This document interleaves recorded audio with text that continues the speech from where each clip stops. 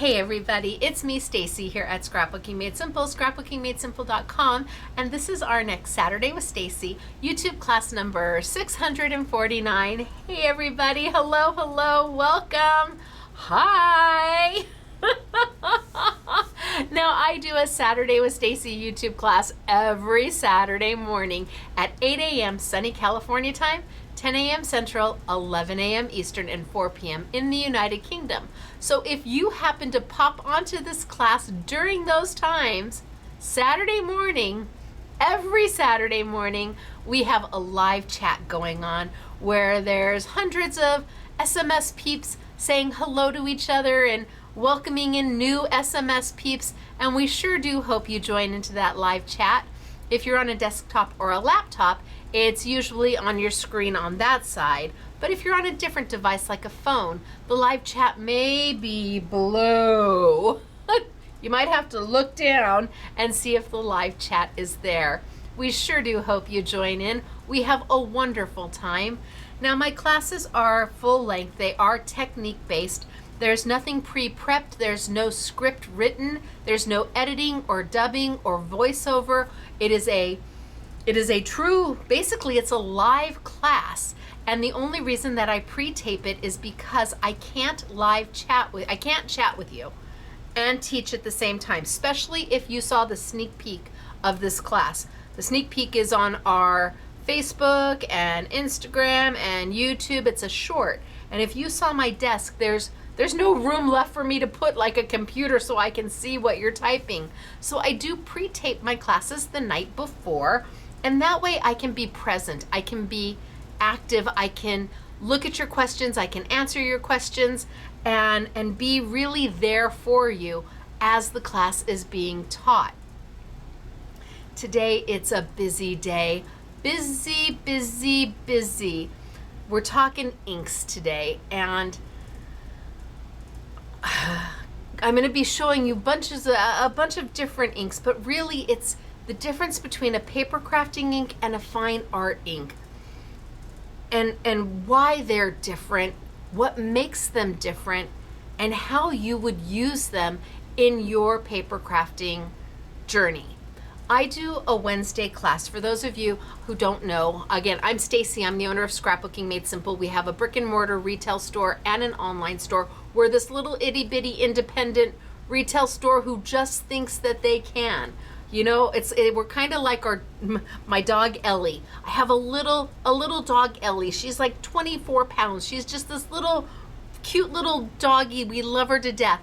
But she thinks she's a big dog. I mean, she's so protective of my husband, Mr. SMS, that she really thinks that she is like a big German shepherd, and she'll just get right up in you and start barking at you. Well, that's kind of like Scrapbooking Made Simple. We're this little tiny company, but we think big. We try hard, and we really want to educate all types of crafters out there. So we have a little brick and mortar store open Monday through Friday, and then we have a small online store as well. Today, like I said, it's about inks and really about fine art ink versus paper crafting ink, and what is the difference between them, and why do you need them, or do you need them? I know inks can be a struggle because there's so many different types of inks on the market. Forget about who makes the ink. Forget about if it's Ranger or if it's a Stampin' Up. Forget about who makes the ink. We're talking about types of ink. And I need to show you. So this is a full-length class. There is no editing or dubbing, and for all intents and purposes, it's live. And we just start at the beginning and we end when we end. I try not to look at the clock. Sometimes my classes are 2 hours, sometimes they're 2.5 hours, sometimes they're 3.5 hours long. And sometimes you have to like watch a little bit now and a little bit later. But I'm trying to bring really comprehensive education so that when you are done with today's class, you have an aha moment. You're like, I get it. I understand more now than I did before I started watching this class. And if I can accomplish that, if I can teach you something that you didn't know before, then I have done my job. So, before we get started, I have winner chicken dinner to talk about. And we always have 3 winners to announce. The first winner is from our short, our YouTube short. Now I post that on Facebook and Instagram and on YouTube, and you have to find it on our YouTube channel. If you post your comment on Instagram or Facebook, it doesn't count. You have to come over to YouTube, look under the Shorts by Stacey. There's a whole playlist. You'll see me in this outfit. And you post your comment there, and you have an entire week until next Friday. So we post on Friday, and then we pick winners Friday morning. So you have an entire week to post a comment there, and those people who post their comments are going to win something from my crafty table. We're going to put together a prize package for you and send it off to you of a little bit of goodness from my crafty table.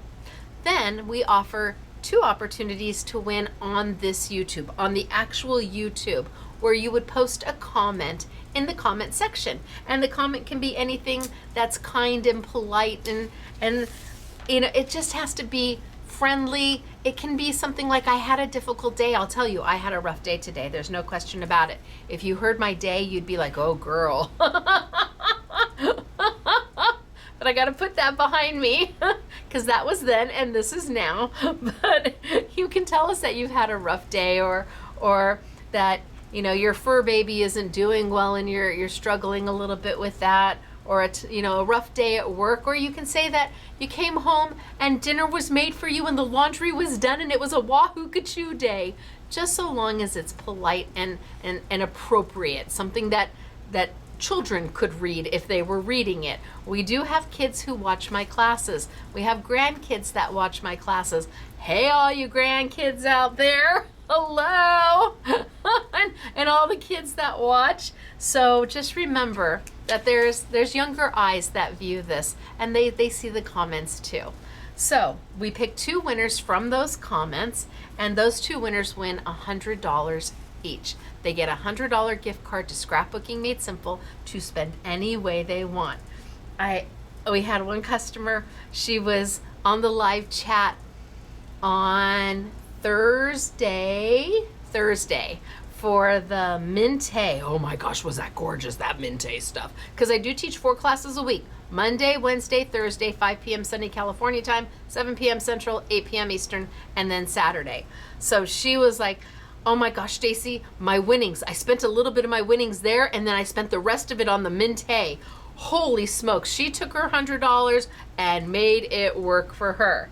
So I'm going to announce our winners, and we have random software that selects them. So if you don't post, you can't win. That is absolutely for sure. Our first winner from YouTube 648, who has received products from that. Now that was the simple and basic gatefold cards. Were those beautiful? And the paper favorites paper, swoon. I think the dies might have sold out. They were stunning. So our first winner who's going to receive some product from that YouTube is Lisa Potts. Hello, Lisa Potts. How are you doing? Well done, you. You are a winner chicken dinner, and congratulations. Then we have our 2 winners of a $100 gift card. And I hope I get the pronunciation even somewhat close. I am severely dyslexic, so phonics does nothing for me. But I try hard. I really do. I'm cleaning my glasses thinking that that's going to help me somehow. All right, our first $100 gift card winner is Cheryl. Cheryl Frusteri? Frusteri. Cheryl Frusteri. Cheryl, is that close? Even if it isn't, you're going to forgive me because we just gave you $100. And that's a whopping gift card, let me tell you. That's not like $10 or $15 or $25. That's like $100 to spend. That's quite a bit. That can get your little crafty mojo going when you're shopping. So Cheryl, you're our first winner of a $100 gift card. Our second winner, oh, I know this. This is easy. Deborah Price, congratulations, Deborah Price. You are the next $100 gift card winner here at Scrapbooking Made Simple. Well done, you. So now Deborah and Cheryl and Lisa, you don't have to do anything to claim your prizes. Lisa will have that prize package out to you next week. And Cheryl and Deborah, it's already in your online account. Have fun, splurge, go for something extravagant like you wouldn't normally get it for yourself. Go do, it's okay, have fun. All right, you guys, so then we have to do our winner chicken dinner dance real fast because that's what we do. We've been doing it forever and ever and ever, and it's just what we do. So everybody sit up straight. You're a winner, chicken dinner. You're a winner, chicken dinner. Wahoo, ka-choo for you. Congratulations to all of you. I really do hope you enjoy your winnings and just make something lovely with it all. Just decompress and sit down and play. Now today is a lot about inks.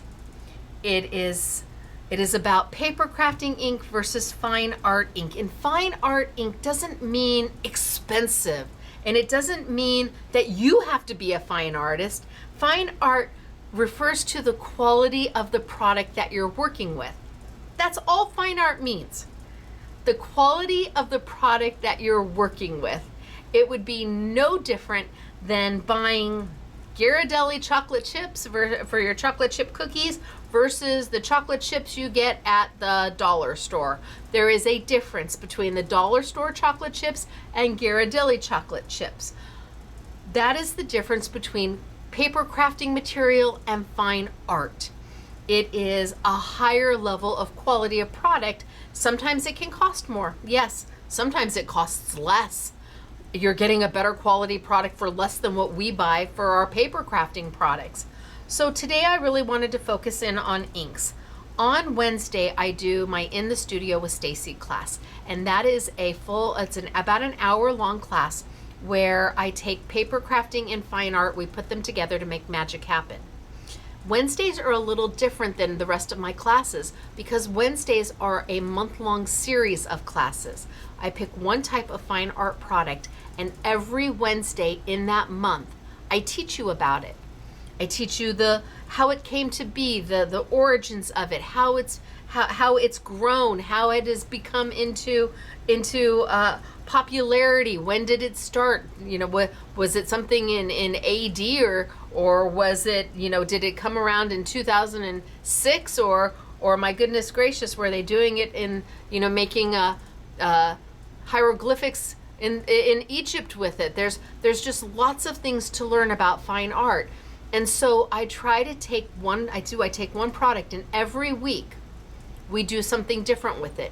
Usually the first week is the most education. It's really telling you the who's, the what's, the why fors, the why nots, and the how comes about the product. And then the following week the following weeks are application weeks where we're really diving into the product. That's kind of what I'm doing today, is I'm taking product that we're using right now in the Studio with Stacey class, which are Pantone markers and inks from Royal Talons. I just want you to forget the Pantone part of it. I just need you to forget that. The Pantone has to do with the colors. It really has nothing to do with anything else than being a co-branded product with Royal Talons. But I'm using that in my In the Studio with Stacey classes. But there's questions. There's questions about why does this do that, and how come this ink doesn't do that, and do I need this ink, and what is the difference? So I thought today we would really work on talking about paper crafting ink versus fine art ink. I have stencils to do, I've got stamps to do with you, and we're just gonna take it slow and steady, which is why I think it might be important to write this YouTube number down, 649, all about inks, because I'm going to try to answer some of your questions, even on just general questions that you may have. And then we're going to play and we're going to make pretty things. Well, I'm going I'm gonna play and take you through it. The girls have made pretty things with all the stamps and the stencils that we have for you. So I'm gonna tilt on down and we're gonna get started for today. Again, inks. Inks are not easy to know. Did you know that there's a difference between a pigment-based ink from paper crafting and a pigment-based ink in fine art? They are not the same. Totally different. Even the meaning of pigment is different between the two. So we're gonna get started for today.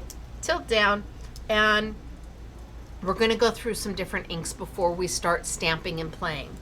I really do hope that this class is informative and it really cements or ignites, either way, the desire to learn more, because there is so much out there. It's just so wonderful to be able to bring these classes to you.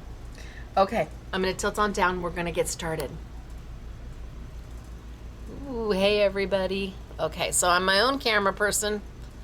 Anybody who's been with me knows long enough, we tilt on down and then I zoom on in and I try to find a good place. I don't have an overhead camera, I just have me. And I think we're gonna try here. That might be a little close. Maybe we try there. All right, just a few quick samples of what the girls have done. Beautiful, right? Isn't that the cutest stamp? The stamps we're using today are by Indigo Blue.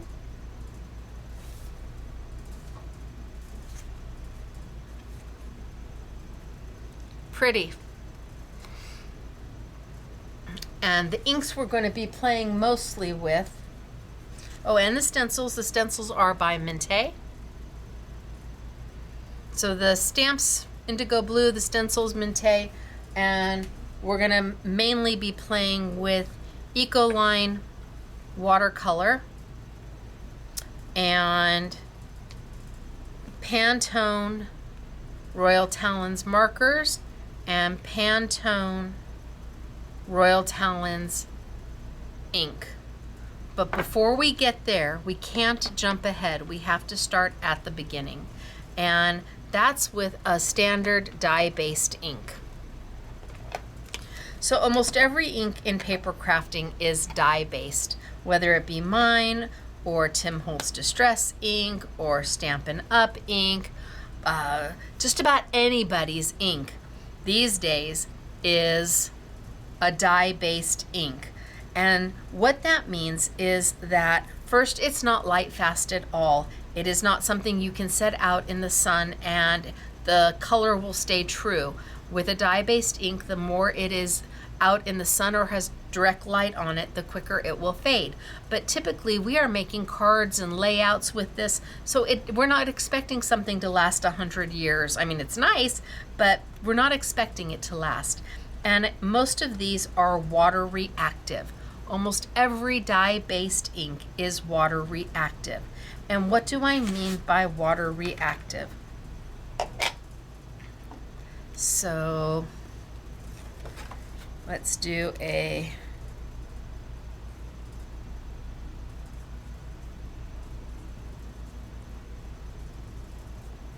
dye-based ink. And I've got a little stamp here.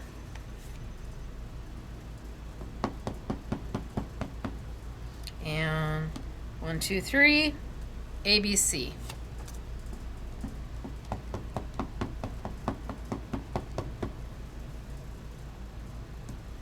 1, 2, 3, ABC. So a dye-based ink seeps in. It is drawn into porous paper. It dries very quickly. The colors are lovely. There's I don't know, about 1 million colors of dye-based inks out on the market. Almost every stamp manufacturer has dye-based inks. I have my own dye-based inks that are done by Jacquard, which is a fine art company.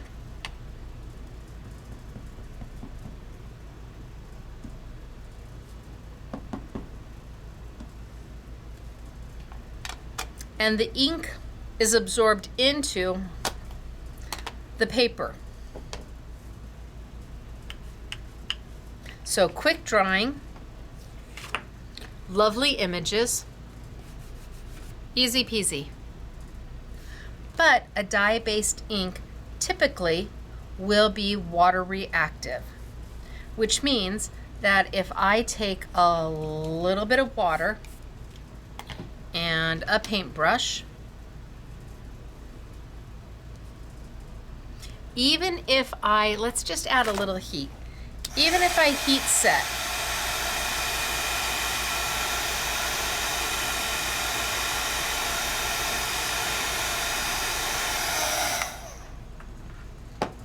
even if I add some heat to it,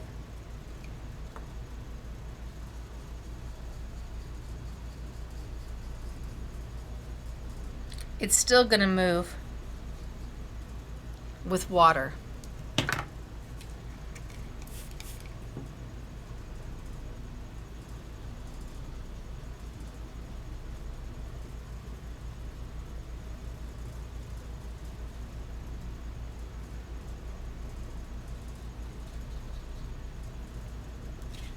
So a dye-based ink stamps beautifully, stays on top of the paper.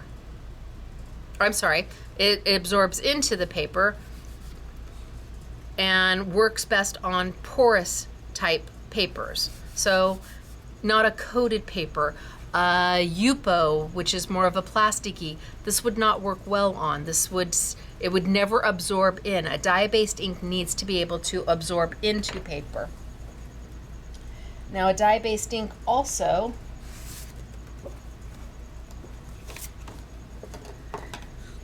while it looks great on white paper,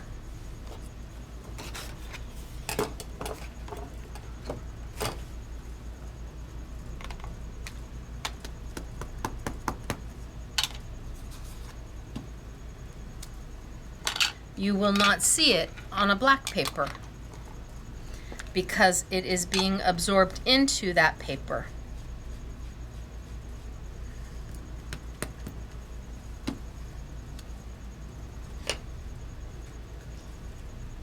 It's there, but you're never going to be able to see it because the ink is seeping into the paper as opposed to standing or sitting on top of the paper.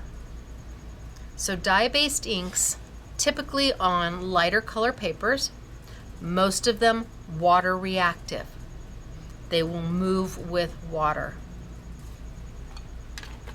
Now there is a dye-based ink that is waterproof. It is black, it is by Jacquard, it is their waterproof ink, and it does say that it is a dye-based ink. Now we've been using this forever. It's our go-to, has been our go-to when we want to stamp or stencil and then watercolor on top.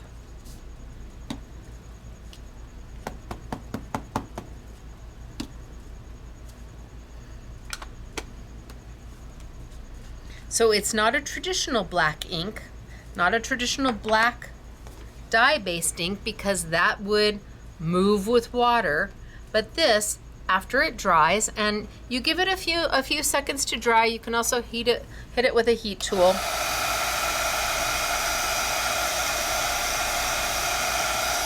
Usually I'll give it about a minute to dry. Let's see if that's enough time with the heat tool.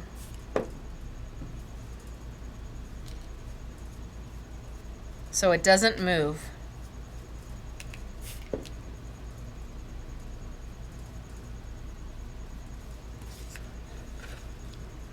That makes this ink wonderful for stamping and then being able to color in with alcohol ink markers, with watercolor, anything that you want to come in and add over the top and you don't want your ink to move.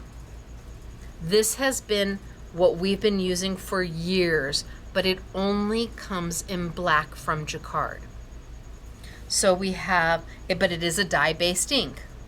So dye-based inks, typically water reactive, beautiful colors, tons, thousands of colors on the market.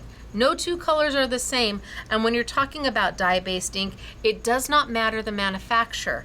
Pick the colors that you like. Maybe you like some from Stampin' Up. Maybe you like some Hero Arts dye-based inks. Maybe there's some colors of my inks that you like. That's the key with dye-based inks, is you're really buying the color and they're all going to work with each other, unless we're talking about the waterproof ink from Jacquard. Comes in black only. And dye-based inks are not going to work on dark paper. You're just not going to see them. So we've got dye-based ink and dye-based waterproof.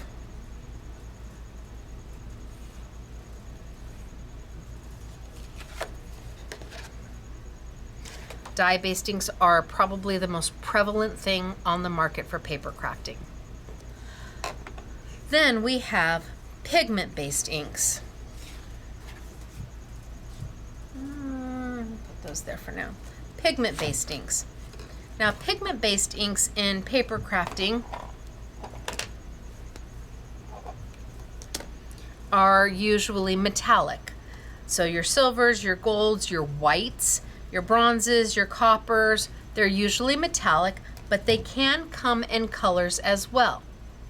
In paper crafting, pigment-based inks are known as a super slow drying ink. Super slow. It sits on top of the paper as opposed to being absorbed in. So if you can imagine, this is my dye-based ink and this is my pigment-based ink, and I put my dye-based ink down and it just goes, absorbs right in. My pigment-based ink is going to sit on top and it's going to slowly absorb in, but really it's going to dry on top. We tend to use pigment-based inks if we are using embossing powder. This ink takes a really long time to dry.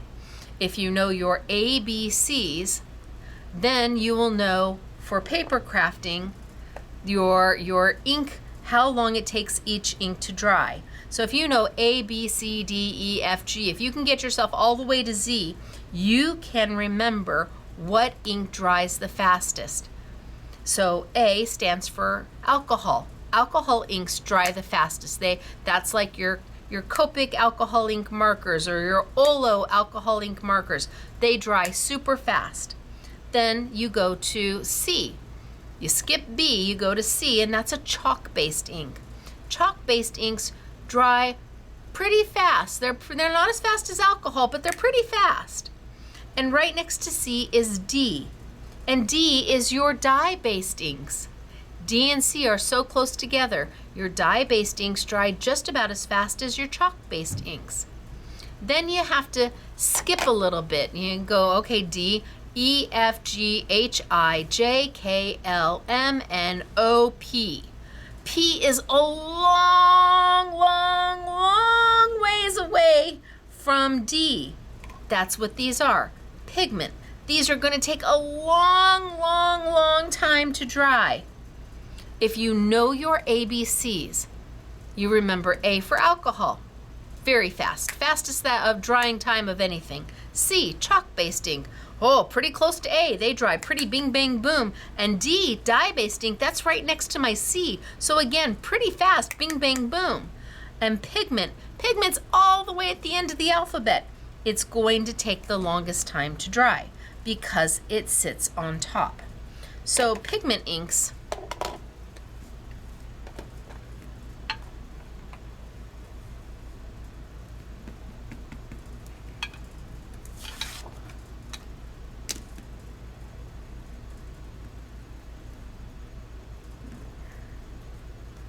make sure I've got it nice and inked up. Does that look good? That doesn't. There we go. Beautiful.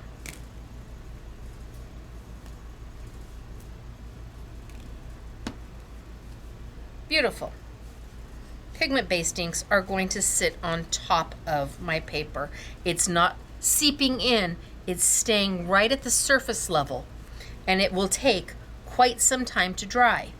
Normally, we would take this and we would throw embossing powder over the top of it, because this is the ink that stays wet long enough for you to then do a heat emboss. Take embossing powder, throw it over the top, and heat it. You cannot do embossing powder on a dye-based ink. It doesn't stay wet long enough. Remember, dye-based ink, you put it down and it goes whoop right into your paper. Whoop. Pigment-based ink, you put it down and it's like gonna hang out for quite some time before it finally starts to dry. And most of your metallics,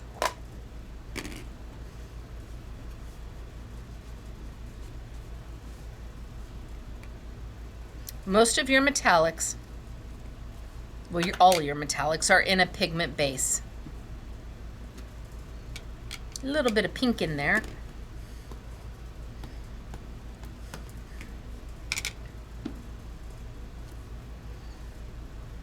Now I'm going to go ahead and I'm going to clean this up.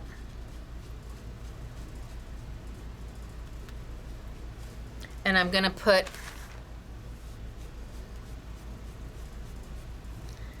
a dye base next to it.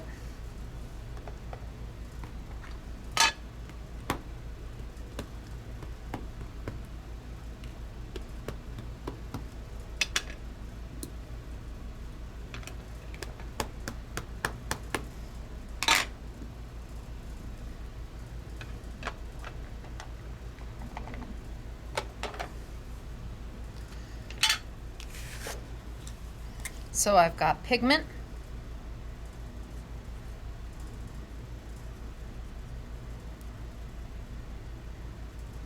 versus dye.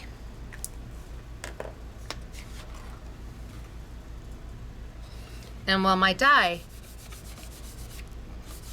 dry, my pigment not so much. My pigment is not dry. It's sitting on top and it needs time to dry. My dye-based ink, let's hit them all with just a little bit of heat.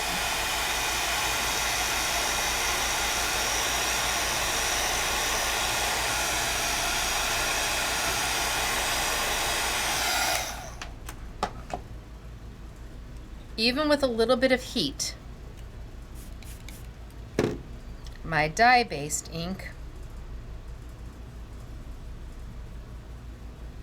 is going to move with water. My pigment-based inks will also move with water. So in the crafting world, pigment-based inks are water reactive. Almost all of them are water reactive. And it just kind of makes a mess.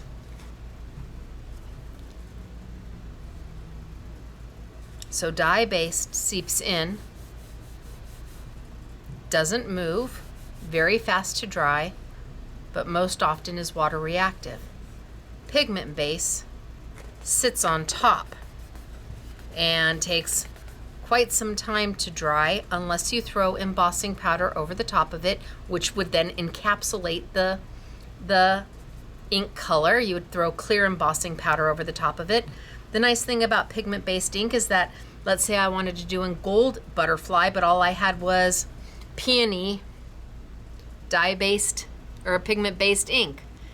This is the only pigment-based ink I have, but I want to do gold embossing. You can stamp with a pigment-based ink and throw a different color embossing powder over the top of it, and you'll never see the pink underneath it. It'll just disappear. But pigment inks are also, in the paper crafting world, they are also water reactive. They move. How do they do on black? It depends.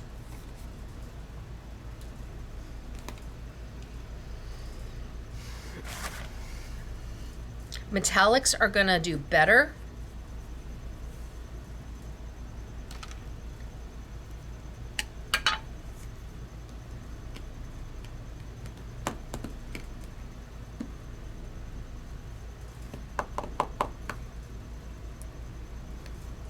Oh, there we go. That was a good one.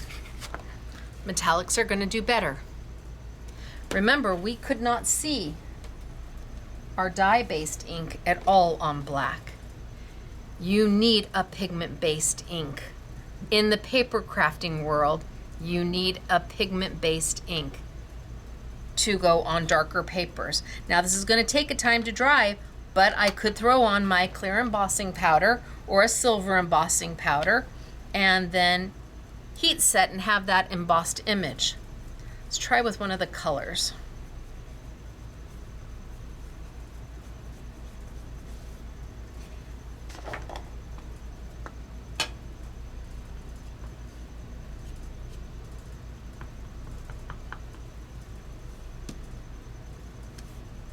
Oh, well, you certainly get it more than you would.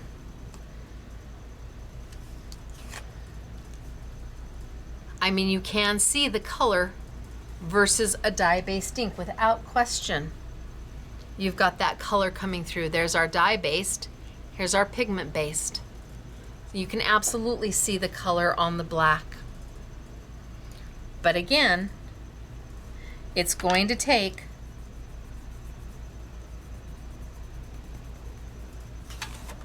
some time to dry. It's not instantaneous. The best way to make pigment work is to throw embossing powder over the top of it, because even if you add heat to it, it's still very, very slow to dry.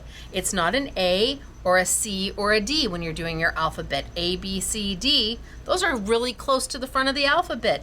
Pigment is all the way at the end, so it takes a really long time to dry.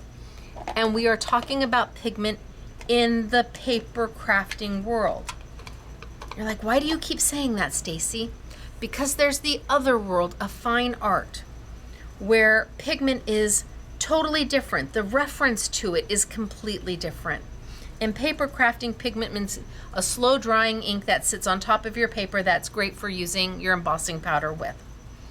In fine art, pigment ink refers to the pigment that was made to you make the ink, whether it be an organic ink, organic pigment, inorganic pigment. It's not talking about the speed or embossing or sitting on top. In fine art, pigment-based ink is talking about, was it done with an organic pigment or an inorganic pigment? It's a completely different meaning. Same word, two different meanings entirely. And knowing the difference between them and understanding that will really elevate, even if you are the newest crafter, it will elevate what you do. So let's take,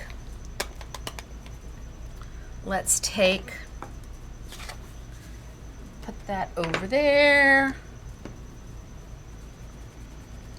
And I have got dye-based watercolor, and I've got dye-based watercolor markers. These are by Royal Talons. They are Ecoline. The brand is Ecoline. Now, Ecoline doesn't stand for economy. It stands for Ecolina, which really means, it refers to school. These are from the Netherlands, and Royal Talons has been around since 1899. The first time I heard of Ecoline, which was several years ago, I didn't want to bring them in because I thought eco meant cheap. They're the economy line. No, it really is. Some people, if you were to go to the Netherlands, they call them Ecolina. The jars of liquid watercolor have been around since 1930s, the 1930s, and the pins I think were launched in 2016, if I'm recalling correctly. They are the exact color. There's roughly 60 colors, and whether you get it in the jar or you get it in the marker, it is the exact same ink. These are most closely related to a dye-based stamp pad, a dye-based ink. These would be the most closely related. The difference is fine art quality material, paper crafting quality, although my inks are made by Jacquard, so they're a little bit better than that, but more paper crafting versus fine art. But they will do about the same thing. It's just that you're going to have bolder colors. You're going to have more fluid motion with these. There's just things that the Eco lines can do that even with a re-inker, even if you're using a re-inker from a paper crafting company, they don't do the same. They just don't. They are refillable, so if you have the jar in 202 and you have the marker in 202, you can refill your marker with the jar. They're just really, really lovely to have, and we're going to be using them. We're going to use them today. But I want to show you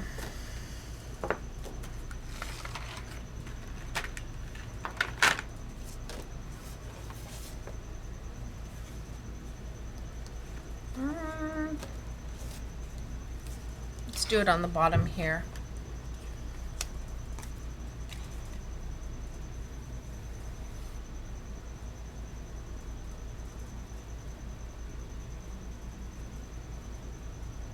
Eco line.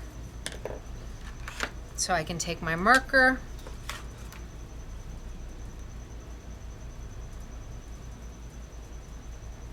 I can color my stamp,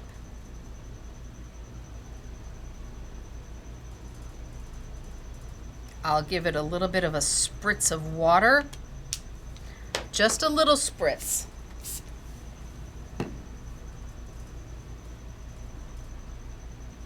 And then I can stamp with it. And you're going to get beautiful blends. I mean, really, you can get the most beautiful colors.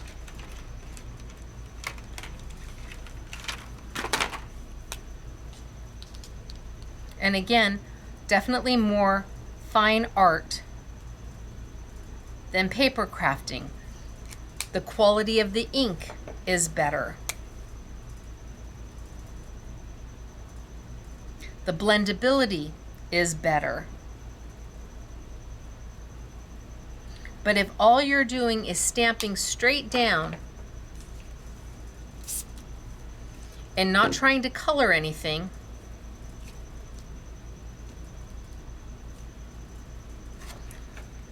a basic dye-based ink may be enough for you. That might be enough. But if you want to start to play,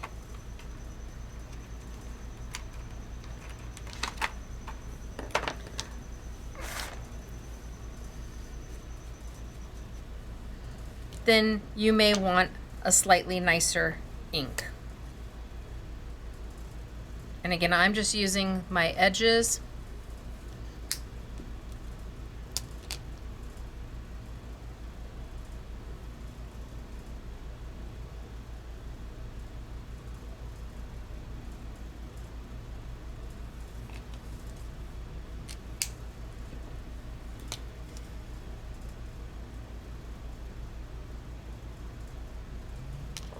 A little bit of a mist.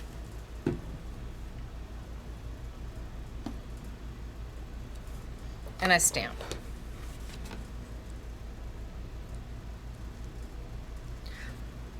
But just like most dye-based inks. And now my nib, see my nib is dirty. It looks like it's like, Stacey, what did you do?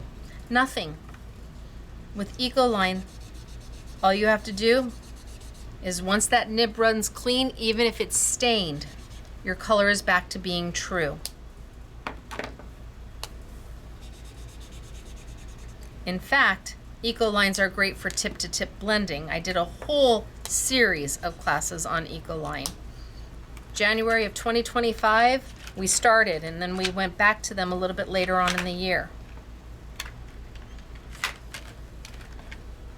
But they still are dye-based, and they are a watercolor marker.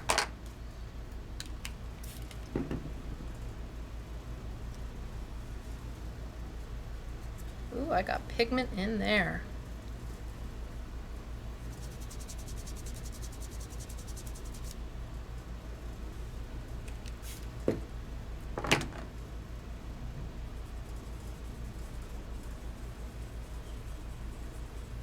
So they're going to move.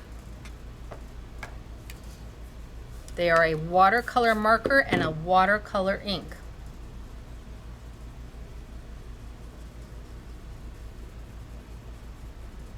And they're going to move.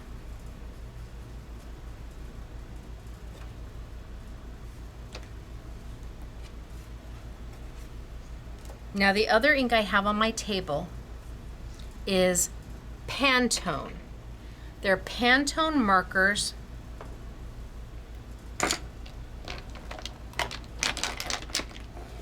Pantone markers and Pantone liquid ink. These are also considered a pigment-based ink.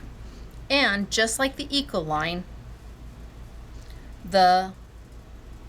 this is actually known as a refill. Oh, what a shame to call it a refill.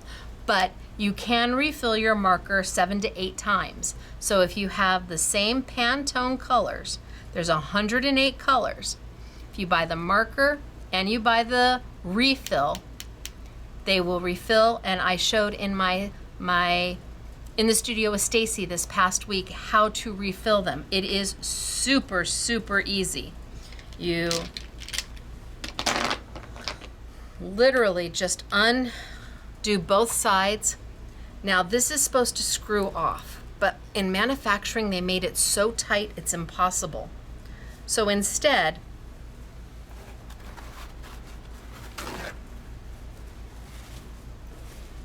you take off the chisel,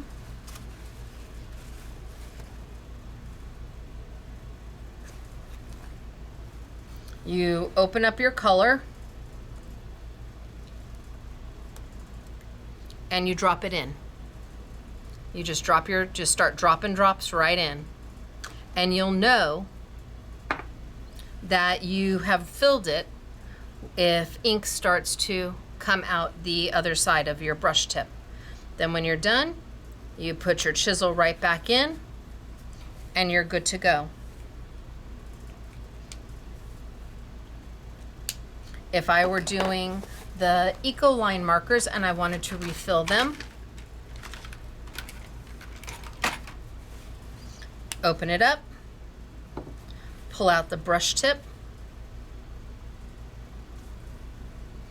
and add in your ink from your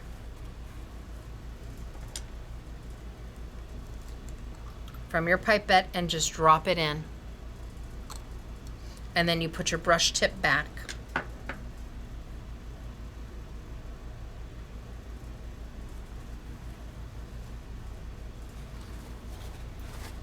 So nice thing with the Royal Talons product is that it is refillable. It makes it more economical, more user-friendly.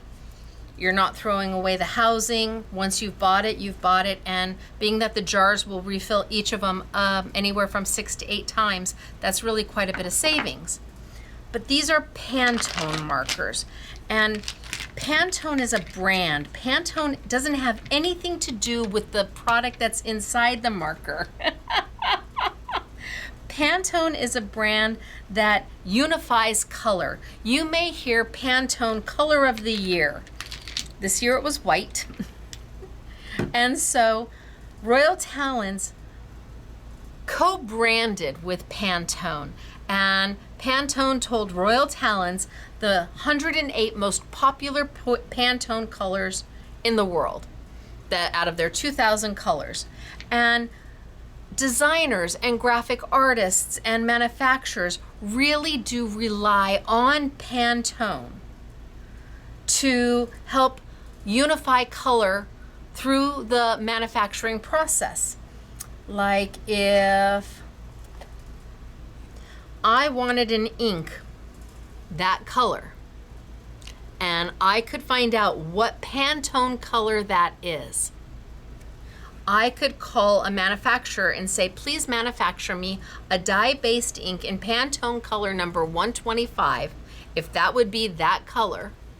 And when I get that ink, when I get that ink pad, it will be exactly that color, because there's no question about the formula of the colors. Pantone, again, it's a brand, and it unifies color globally for graphic artists and designers and manufacturers around the world. I mean, again, if I wanted my shirt, hello. If I wanted my shirt, if I wanted an ink, or if I wanted a vase in this color, or maybe I wanted the base of my handles of my paintbrushes in this color, I would go to a Pantone book and I would find this color in the Pantone book, and then I would contact Yasutomo and I would say, can you make your fusion brushes, and I want the handle in Pantone pink number 125, and there would be no confusion about the exact color that I'm looking for. That is the only thing about these markers that has anything to do with Pantone. They are dual tip, so they have a chisel tip on one side and a brush tip on the other. The chisel tip has the side of the cap actually has a chisel to it. They have numbers, but those numbers do not correlate like a Copic marker would. Usually with Copic markers, you want to have a color story, a color family, and you want them to be within two colors or two numbers of each other, so you know that you have a highlight and a midtone and a shadow. The numbers that are on the Pantones are the Pantone color. So if you had a Pantone book and you wanted to look up, this is primary red, and if you looked up primary red in a Pantone book, this is the color that it would be. If I looked up color number 4, Pantone 463, if I looked up Pantone 463 in a Pantone book, this is the color that it would be. So they've come together and made 108 different colored markers as a co-brand. And we have, I have all 108 of them, and they're beautiful. They're sold in color families. They're also sold open stock. We have them both ways, but they are sold color family. I think there's 12 sets. There's 9 markers. That gives you all 108 markers. The markers are not duplicated in any set. And that gives you all of the colors. Now, why do I need Pantone over Ecoline?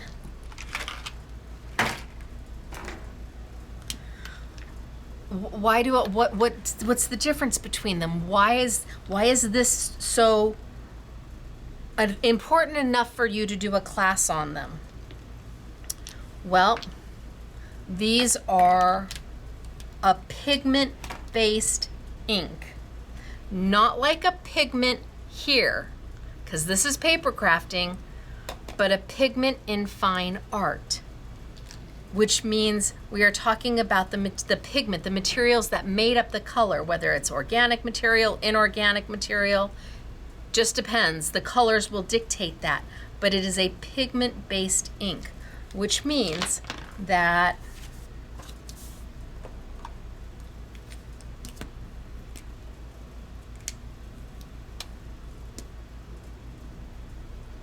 when I stamp with it,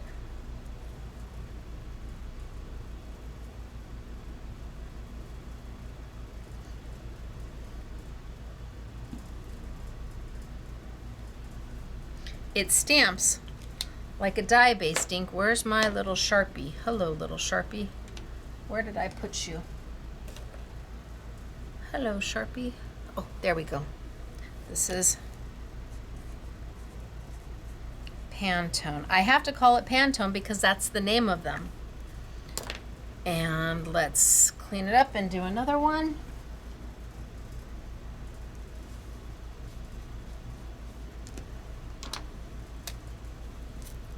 On my stamps, I use my brush tip and I use the side of it. No, it doesn't hurt your brush tip at all.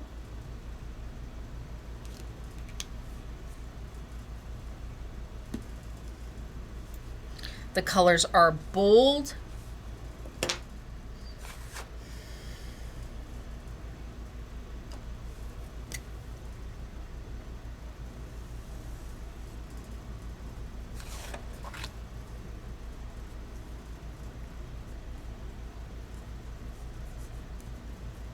Fine Art Pantone.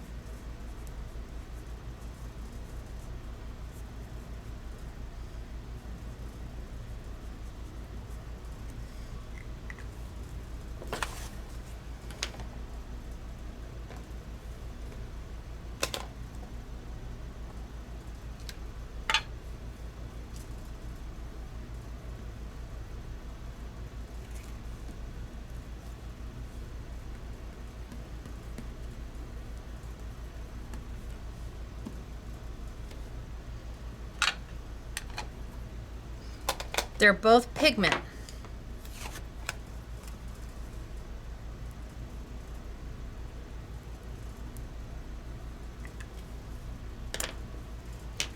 The difference is the Pantone dries like a dye-based ink.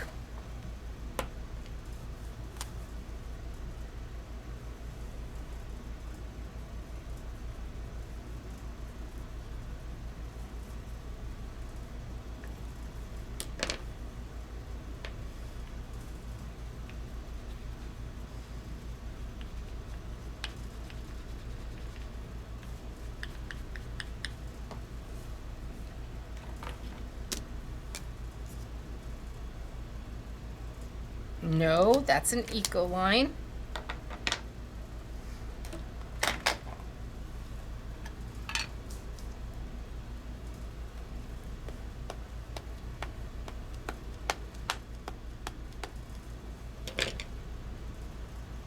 Oh, I think that's what I'll do.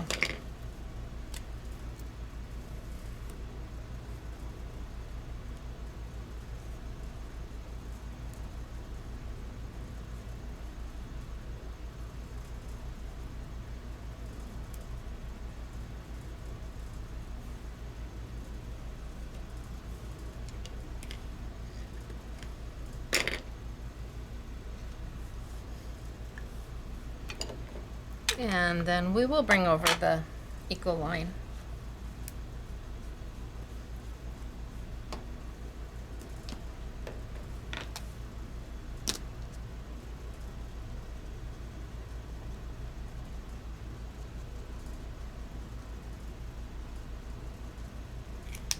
Little bits of a spritz.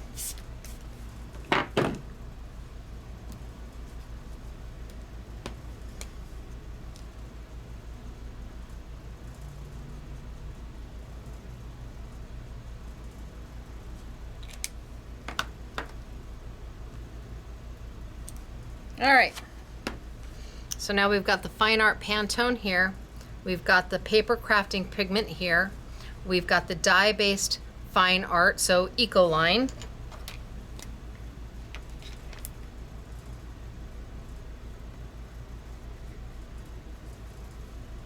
And paper crafting dye-based.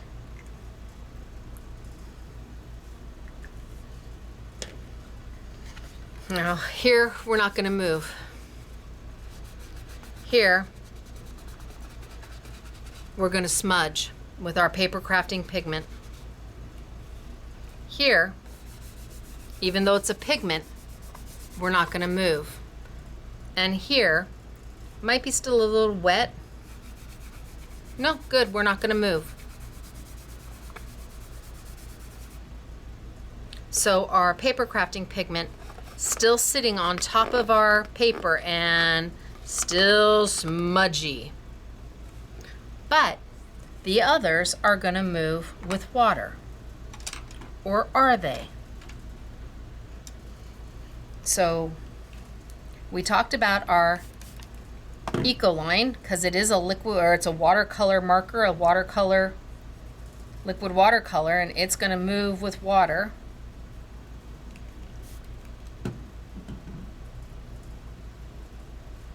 And we talked about paper crafting dye-based ink and how the majority of them, in fact, all of them as far as I know, are water reactive or water.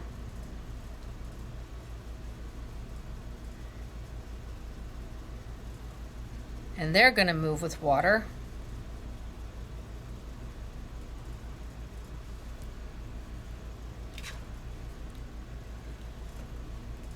But the Pantone pigment, once it's dry,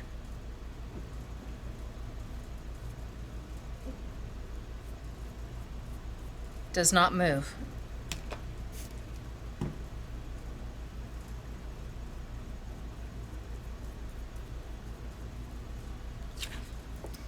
That makes it different than all of these. It's a property that this is the only ink I've ever seen have this property and have 108 colors. We've always had it in the black, but never in 108 colors. Paper crafting pigment ink sits on top, dries slowly, loves embossing powder. Dye-based inks stamp beautifully, quick to dry, easy to use. Dye-based fine art inks, bolder and brighter in color, easier to mix and blend and utilize. But there's something for everybody. And now we have a pigment, a water-based, because it cleans up with water, a water-based pigment ink that is waterproof. Water-based pigment ink that's waterproof. And it's called Pantone by Royal Talons. But the Pantone has really nothing to do with it. That just has to do with the color. So why is this so important? Why is this so important? Because it allows you to now stamp or stencil in color and then come in and lay liquid and watercolor over the top of it. So I know that's a lot. I know that it's a lot to kind of digest the different types of inks. Dye-based paper crafting ink, waterproof black ink by Jacquard, Ecoline inks, pigment inks in the paper crafting world versus a dye-based ink in a paper crafting world and the difference between them. Seeing them on black paper. That a pigment-based ink, look at that. That's pretty gorgeous. It's also not dry. How long ago did we do that? And it's still not dry. Pigment-based ink on black paper. Stunning, but a really long time to dry. And a dye-based ink on black paper, you don't get to see at all. Now, I don't know that you'll be able to see that. We'll see. Time will tell. Nope, that's an Ecoline. No, that's a Pantone. That's what I want. I want a Pantone. I don't know that you're going to be able to see this color on black.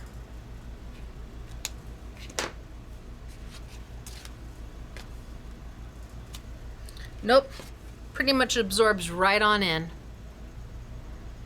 Does not sit on top of the paper. Absorbs right on in. The pigment that they're talking about is how the color came to be. not the type of ink that it is. Pigment ink and paper crafting sits right on top and still schmudges. So I wanted to play with these today, and I'm going to be working with Pantone markers and Ecoline. So I'm taking the best two. Fine art, amazing quality. And I have to say that Royal Talons is allowing me to bring you,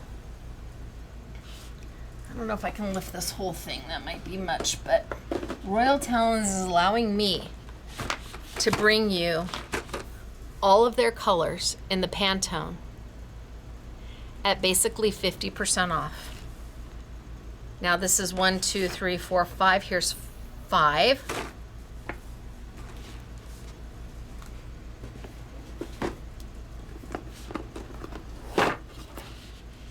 Ooh. 6, 7, 8, 9. So the reds, well, they don't call this orange. They call this like a warm red. So there's the next set of color families. And then the last two. Aren't those beautiful? The last two are in the grays.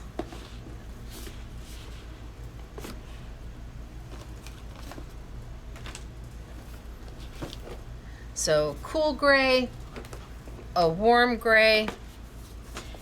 And if you buy them in the sets, they're going to come in the boxes with the exception of the primary. So they are out of stock on the boxes of primary, and it will take 6 to 8 months to get them back in. But we have all the open stock of the primary colors. This is the last set, and it's going to come to you as a bundle. And I want to use these today with the stamps and stencils I have from Indigo Blue and Minté, because I want you to see how they work so well together. But it's kind of hard to get there without discussing all of the other inks. Now, I might have lost a million of you, and I get it. You know, maybe ink isn't your thing, but if you don't know, you don't know what you don't know. And once you know, it's like, okay, all right, I understand now. I get what a dye-based ink is and how it's different from a pigment-based ink, and why a pigment-based ink in paper crafting is different from a pigment-based ink in fine art, and you know, the difference between a watercolor ink versus a dye-based ink in the fluidity and how it's just beautiful. So we're gonna play a little bit. And again, I've got some stamps from Indigo Blue, and I'm just going to take them. In fact, I might even just leave them on here. I'm gonna take them and I'm gonna ink them up with a Pantone color. So I'm not gonna use my chisel edge. I'm gonna use my brush tip, and I'm gonna go straight over the top.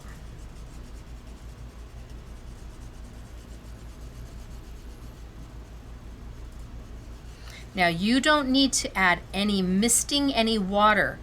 No water. No huffing.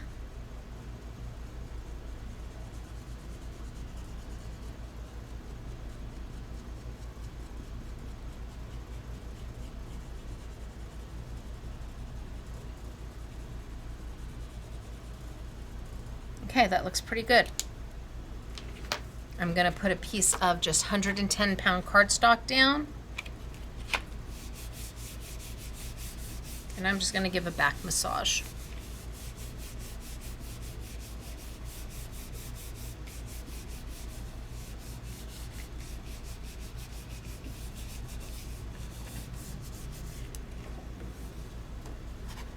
And I've stamped my image. Got a little dark on that side, but stamped my image.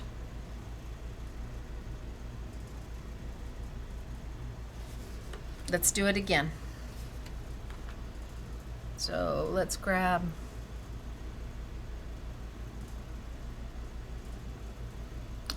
an orange, maybe an orange and maybe a green. And let's wipe it down.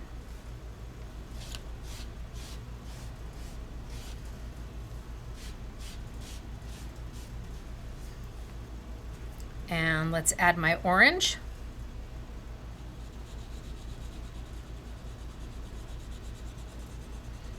And where I see leaves, I'm gonna leave it alone.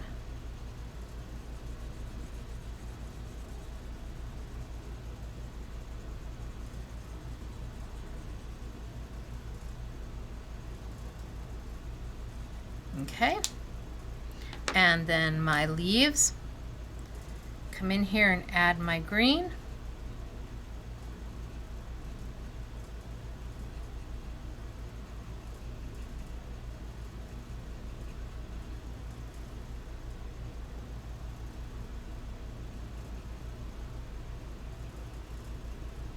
And where the two colors kind of meet, I just take my finger and I just lightly kind of dab it, just to kind of act as a little blending.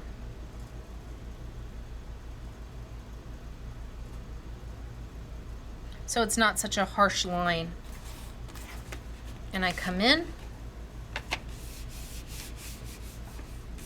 It cleans my finger too, because nobody's gonna see the backside of my paper.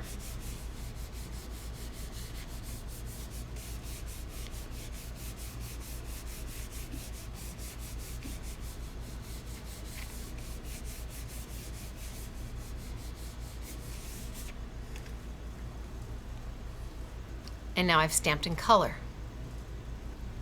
And I know you're saying, but I could do that with my dye-based inks. You can do this with your dye-based inks. You can do this with your Ecoline markers. I do it all the time with my Ecoline markers. The difference is, I can never go back and add water on top of these. I can't add more color to watercolor over them. It'll move. Let's clean my stamp.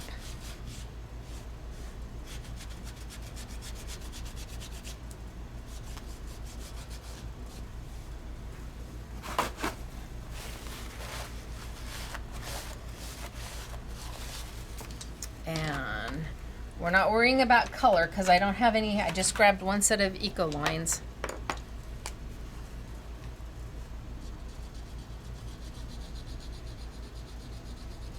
So I'm laying my color down with my Ecoline just like I did with my Pantone.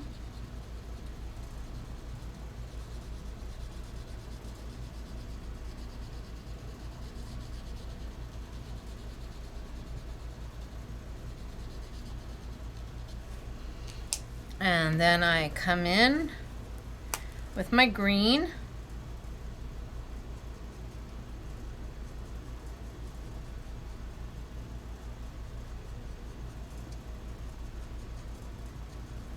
And then I can try and tap, tap, tap a little bit.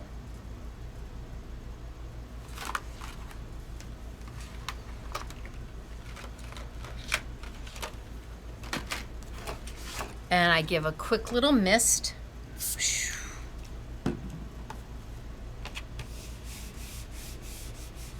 And a back rub.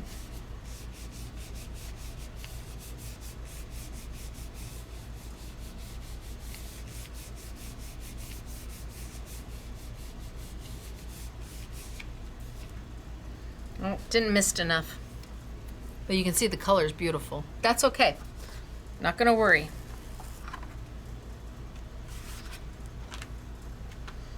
We're gonna call this one, gosh, that color is beautiful. Ecoline.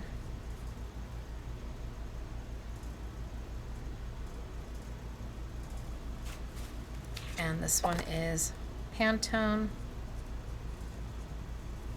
And this one is Pantone.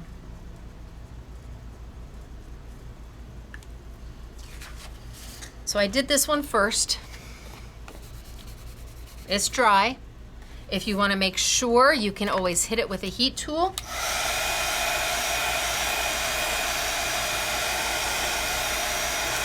But my guess is it's pretty dry. And now I get the opportunity to come in and paint on it. I can now come in and grab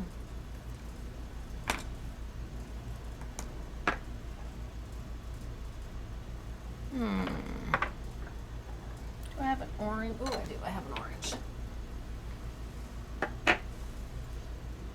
Grab my Ecoline liquid watercolor. A little bit of my Ecoline watercolor. Grab one of my fusion brushes.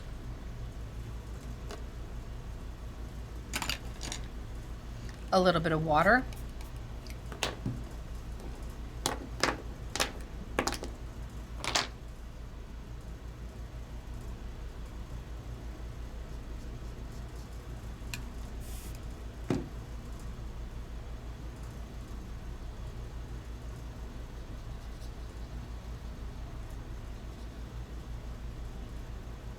And I can paint without my brown moving anywhere. The more water I add, the lighter my Ecoline will become. It will shade itself down.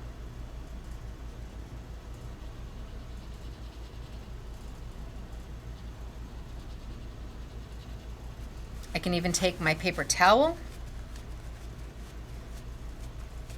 and pull up some of my color. And my brown isn't moving anywhere. And I am adding liquid on top of liquid on top of liquid.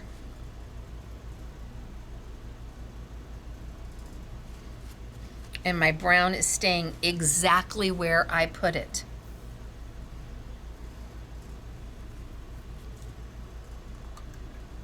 A little bit of green. And a drop will do, just a drop or two. Water.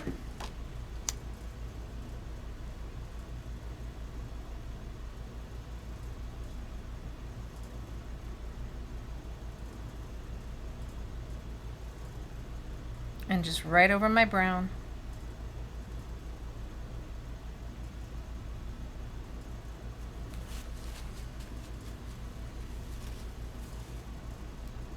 Now, if you don't want to pick up your color, you can just leave it the way it is and let it dry, and it will dry more intense.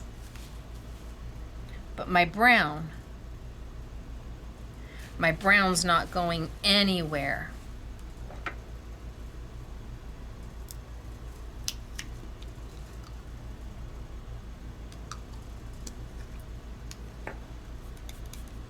The only ink we've ever had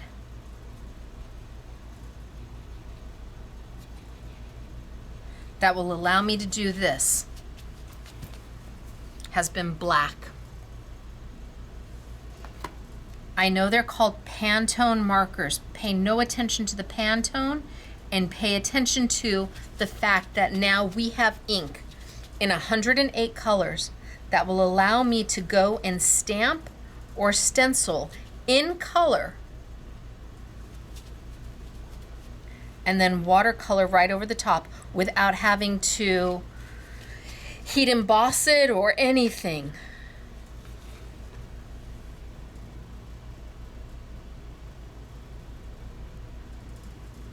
And my brown, there's no smearing, there's no smudging, it stays exactly where it is.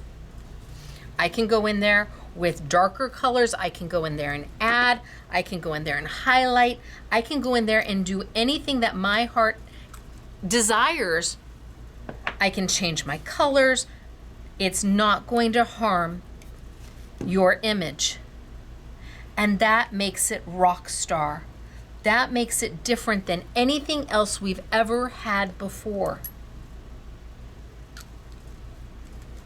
Now I have my Pantone markers that I'll use to ink up my stamps, and my Ecoline that I will use to come in and do my coloring.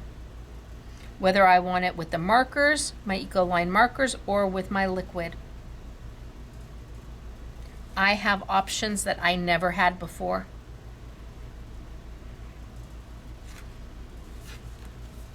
And it's beautiful. Now that's the one color, that was all brown. But then we did it in dual color. have orange on the top, green on the bottom. So now maybe I come in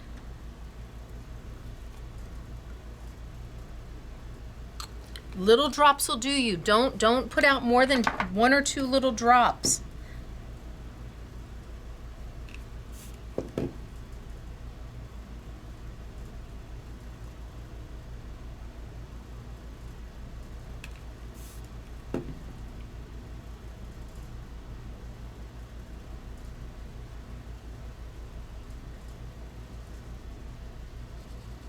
And my orange is staying exactly where it was. It's not blending or bleeding.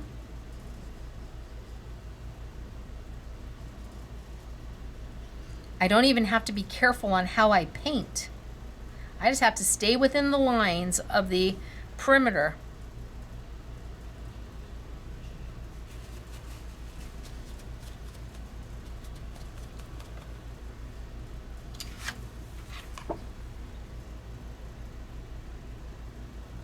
It is amazing to me, amazing to me that it just doesn't move. Had I known, I've always known about the Pantone markers. When they first came out, I remember seeing them at the trade show, and I'm like, okay, had I known 5 years ago what these did, 5 years ago, I would have bought them. But even I don't know what I don't know. So now I'm just adding a little bit of green of my watercolor. I did it on this side just to deepen and to make it a little bit more. Now I'll come in and do it on that side. So Royal Talons has let me bring them to you at basically 50% off. Because they're not cheap. These are beautiful products from for fine artists. They're beautiful. They're a fine art quality product. But why can't we use fine art in our makes? It's the quality, not the talent. And I have to say, the reason I think, sorry, if I'm talking to you, I really feel like I gotta look at you. The reason I think that they let me bring them to you for that kind of a discount, that kind of a price, is because they have been so misunderstood. These markers and this ink have been so misunderstood that they needed somebody to show all that can be done with them, and they wanted to make it affordable for paper crafters. So I mean, I'll be honest, real honest with you. 9-pack sells for $76.50 normally. We have it for $39.99 for 9 markers. Now you do the math. That's a really good value. Even for paper crafting markers, that's a really good value. And they're refillable, and we have the refills, which we're going to get to. We're using these too. Just wait. Also at 50% off, because Royal Talents wants paper crafters to see how, with the right tool, you can make magic happen, even though it's fine art, even though it's Pantone. Forget all of that. Look at the quality of the product and how it can enhance what you're doing. I have never been able to stamp in a color and then watercolor over the top of it. Only time I can do that is if I'm using embossing powder to encapsulate my main color,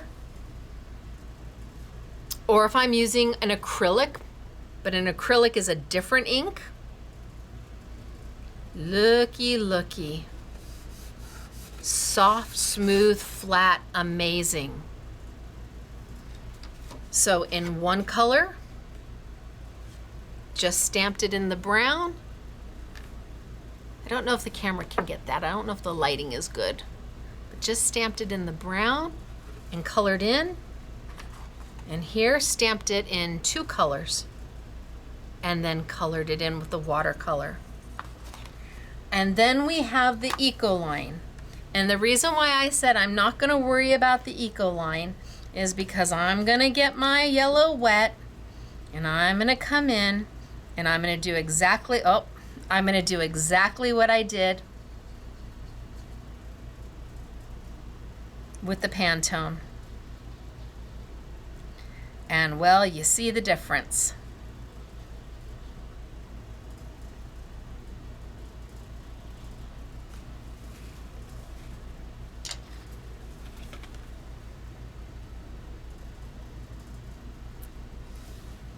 Any kind of water reactive ink is not going to let you come back in and watercolor over the top. I was hoping that maybe I could convince Jacquard in making a brown, but now that I have Pantone, I have 108 different colors to use. Each one of them with an amazing effect. So let's wipe that up. And let's take another stamp. Let's take this one. So from Indigo Blue, I have 3 of them that are their vintage. The vintage chrysanthemum, the vintage tulip. Oh, maybe we'll do a tulip. And the vintage dogwood. I'm going to do a tulip next. And then I'm going to go into the Color Me. I have 4 new Color Me's. Let's do the tulip. And we'll wipe it down.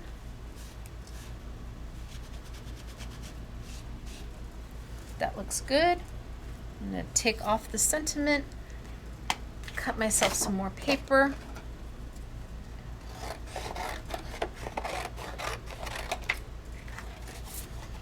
And let's take, and I'll just use the primaries. That's not a primary, but I like it for the leaves.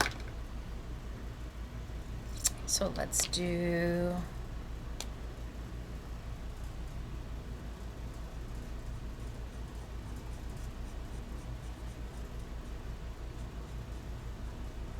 pink up here.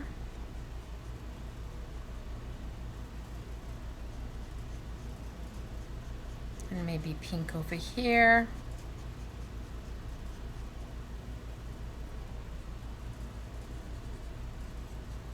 And maybe this one in pink.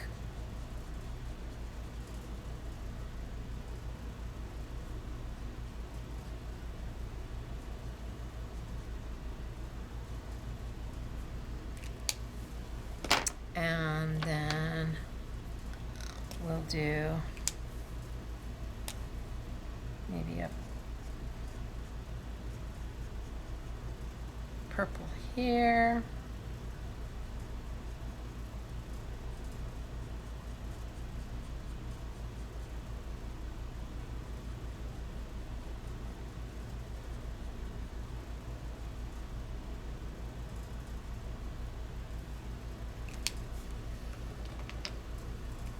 And maybe a yellow right in the middle. Should have started with the yellow.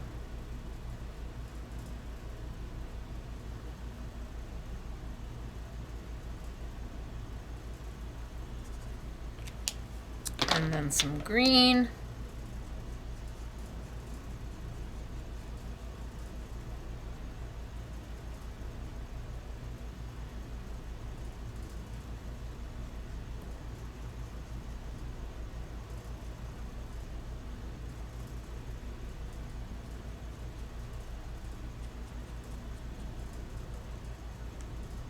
Oh, got green into my pink.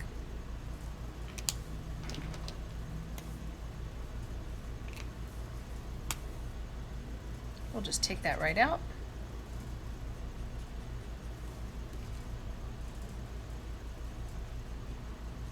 All right, let's see what we get.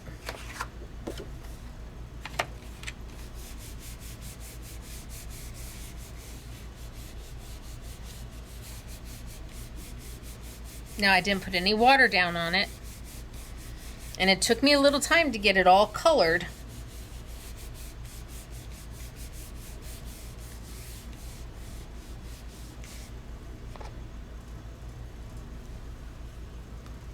And I've got my tulips.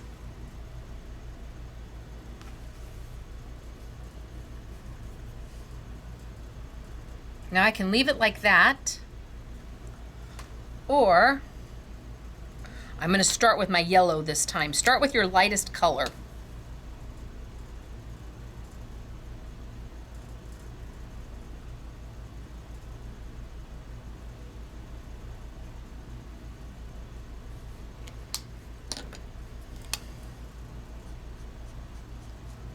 And my pink.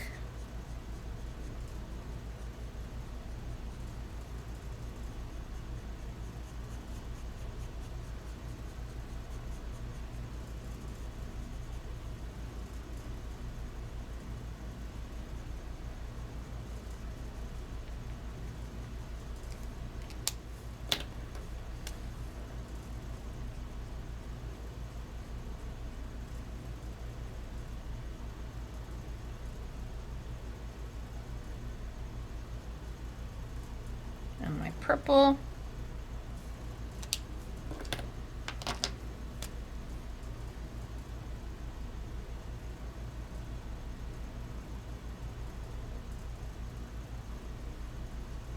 Then my green.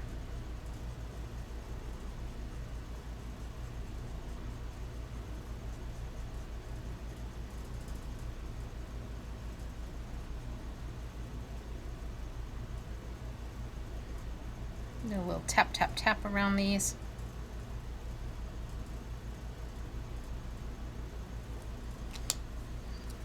And then stamp.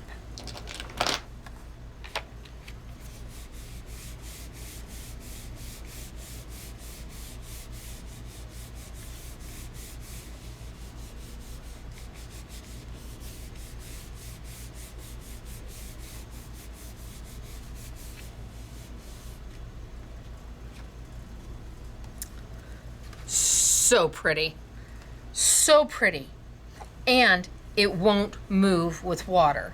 So what if we came back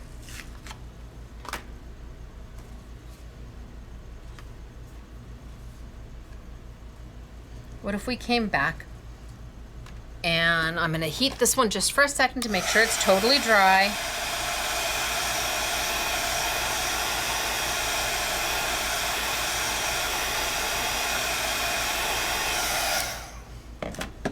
And I grabbed my Eco line.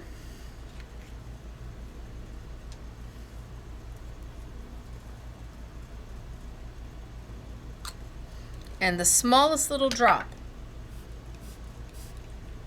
Smallest little drop. And I just come in and I add some light yellow. Just to knock out a little bit of that white so it's not so bright white. Just a little bit of yellow.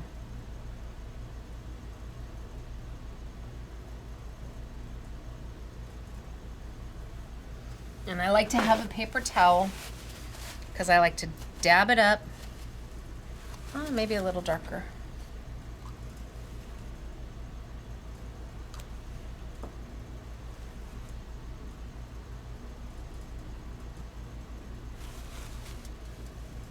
There we go.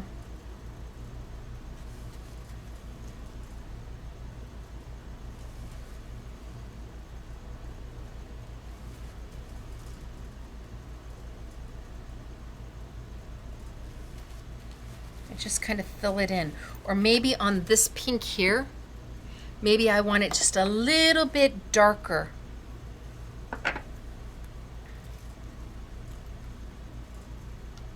I mean, that's a dot. I don't know if you can see that, but that's the dot I'm going to use. Maybe I just want to add a little more color to the bottom, a little bit more shading.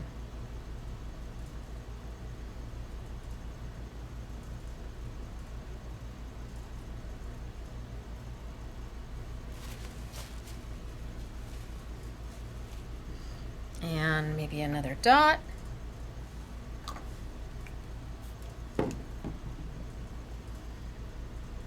And I fill in a little bit over here.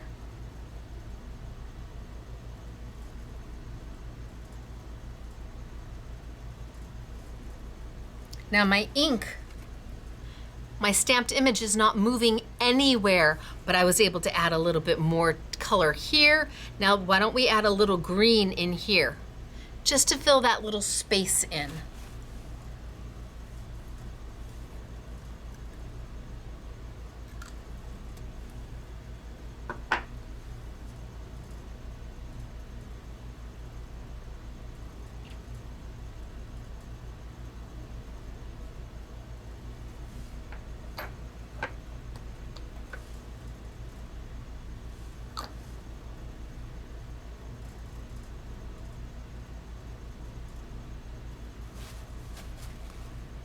Just to add a little color. A little dot.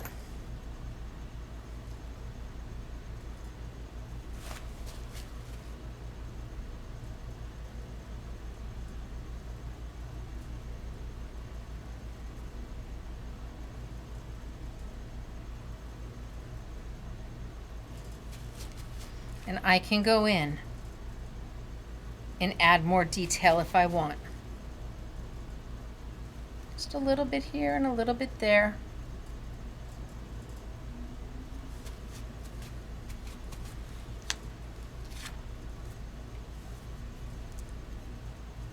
Or I can leave it just the way it was.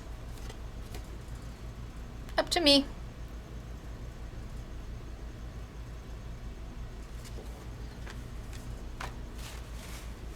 I could take a light blue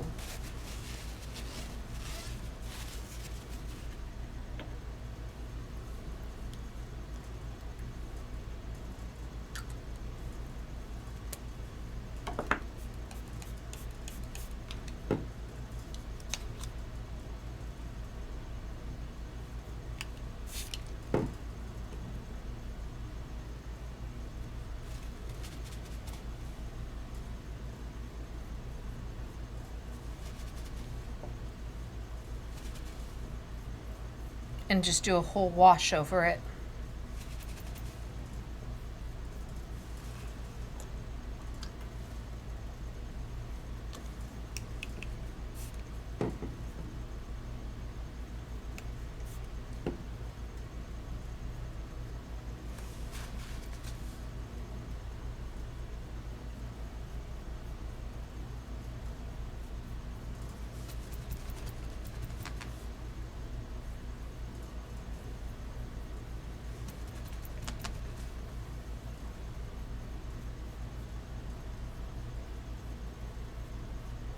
Right over my image.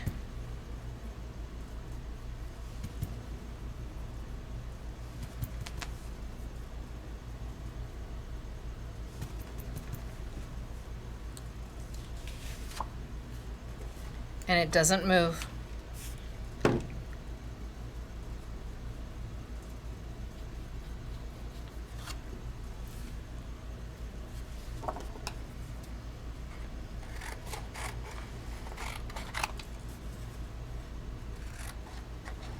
Now we've stamped in color and we've washed over the top.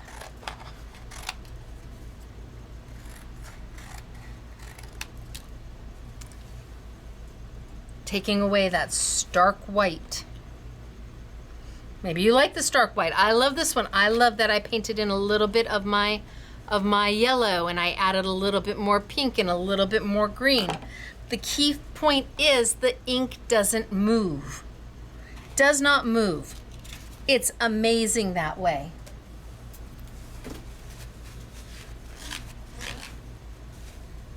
So let's play. Indigo Blue has four different Color Me stamps. Oh, I can't get this back on. There we go. So love the Color Me stamps. We've done Color Me before, just not these designs. And I love them.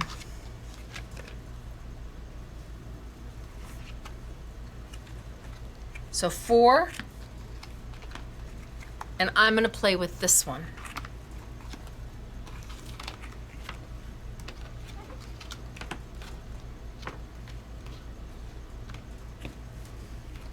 Now will it stain?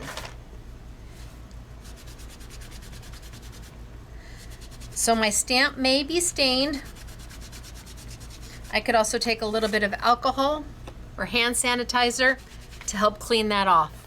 But the Pantones are water-based, so they clean up with water. But then they're waterproof. And I don't know how that happens. How can you clean up with water and still be waterproof? So they won't tell me. I'm gonna be honest with you. I asked lots of questions, oodles of questions, like how do they figure out the pigments and da da da da da. Oh, I was told secret sauce, secret sauce, secret sauce, over and over and over again. And I understand that. I mean, I get it, but I had oodles of questions about these inks because my mind just raced with what could be done with these. So now here, let's take our marker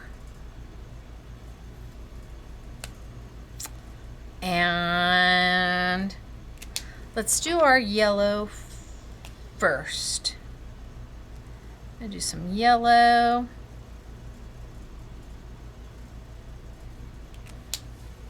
And then I might do a little bit of orange.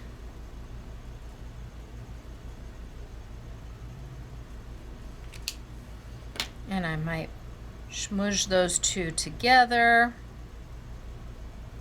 And then I might take my pink.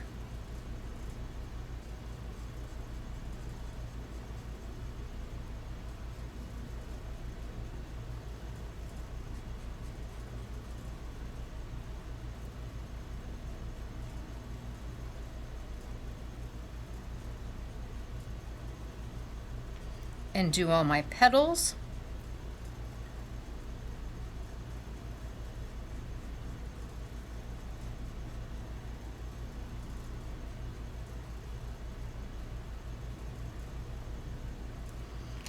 And then my green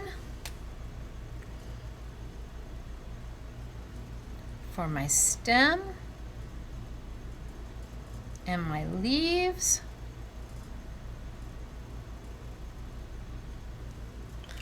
And then a blue, just to say we did a bunch of colors for my frame. And all the little doohickeys, the little swirls.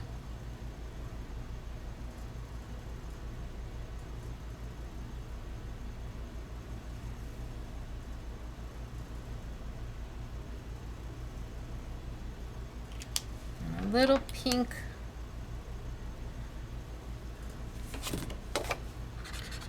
I got a little blue, so we'll just pick some of that up.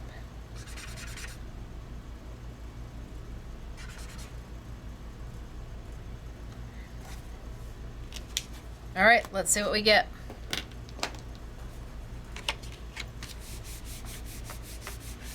No huffing, no water.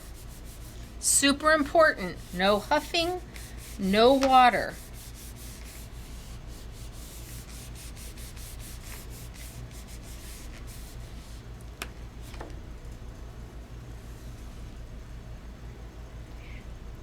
Okay, that came out really pretty. That came out really pretty. Let's do it again. Let's do it again. Oh my gosh.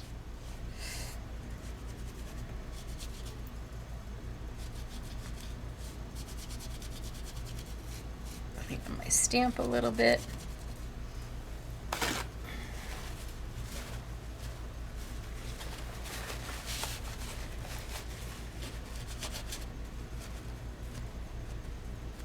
Just get out the water that my baby wipe left. Okay, let's do it again. Let's do it again. This time let's do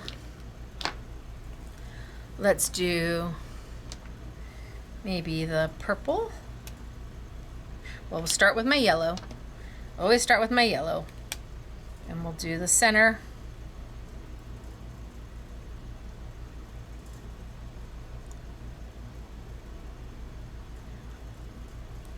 This time maybe we'll do a little green.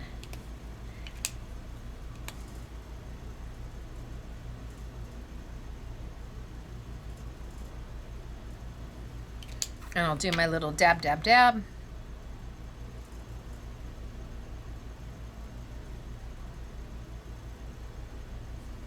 And then we'll take our purple.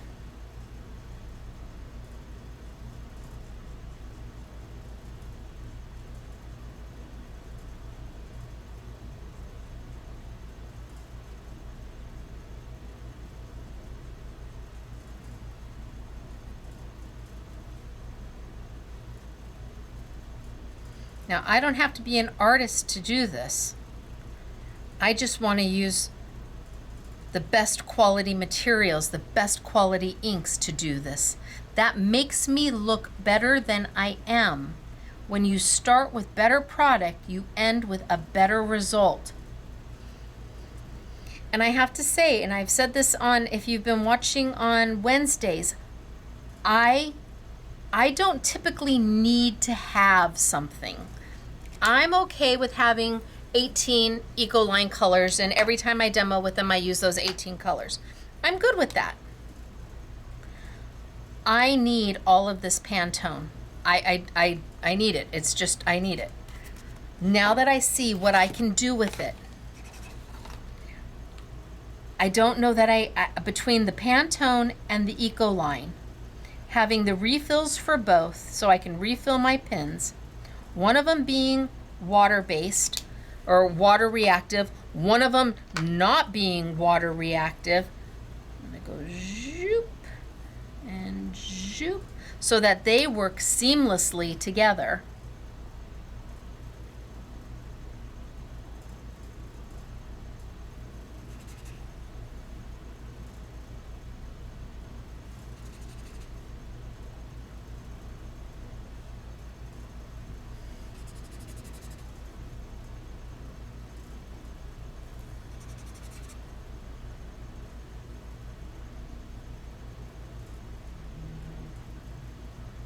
It's a little bit of happiness for me.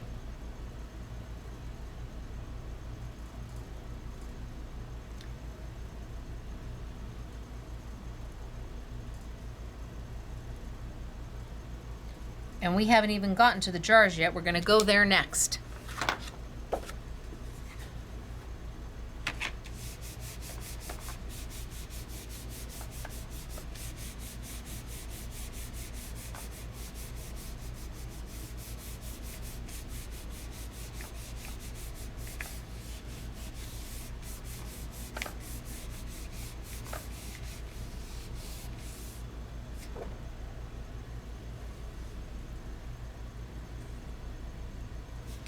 Pretty.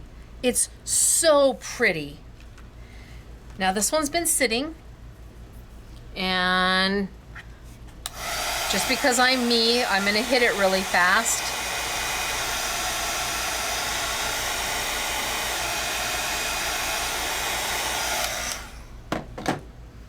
And then I'm gonna take, again, into my Ecoline. I'm back into my Ecoline, and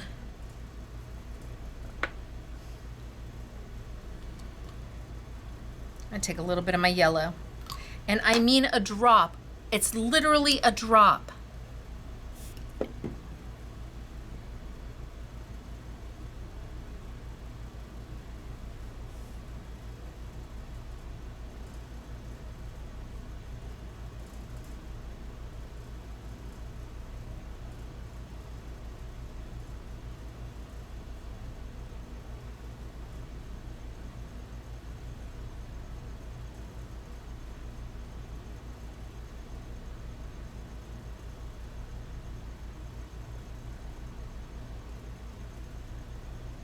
I'm going to go in and add my yellow.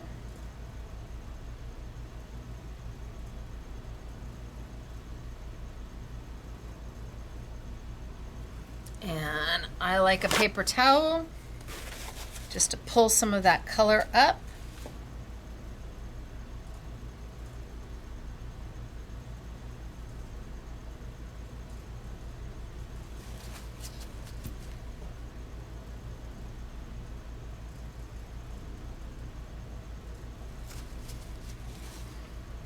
And then I'm going to come in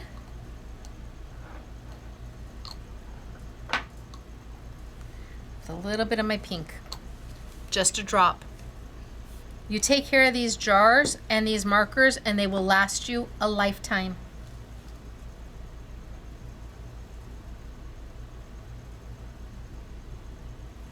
A little bit of pink into my yellow.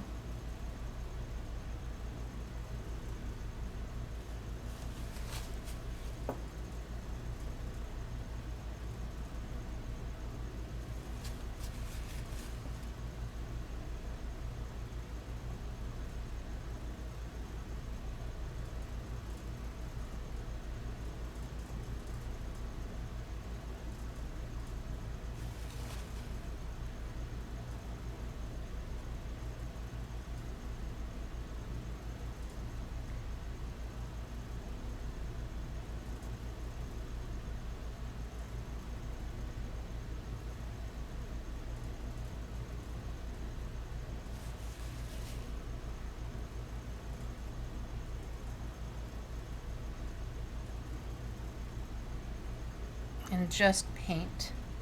And yet my image, my stamped image, has not moved. No matter how much I put on top of it, it just stays put.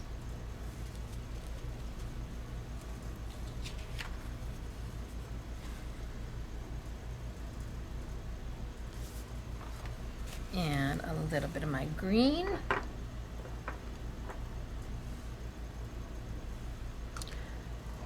So I've been using the primary colors of the Pantones. The green I've been using is Ecoline 676. I've been using 2 yellows. I've been using yellow 233 and yellow 202. I've been using pink 337 and pink 331. I used green 600 and blue 661.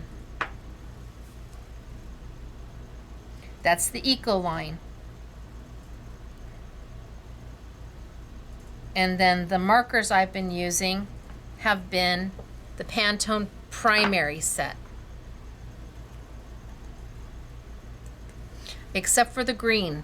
The green is 377. Green is 377. Because I wanted more of an olivey green.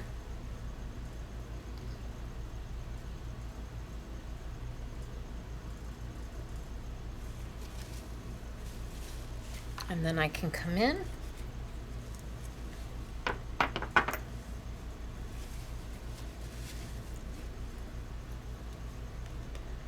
with my 661 blue.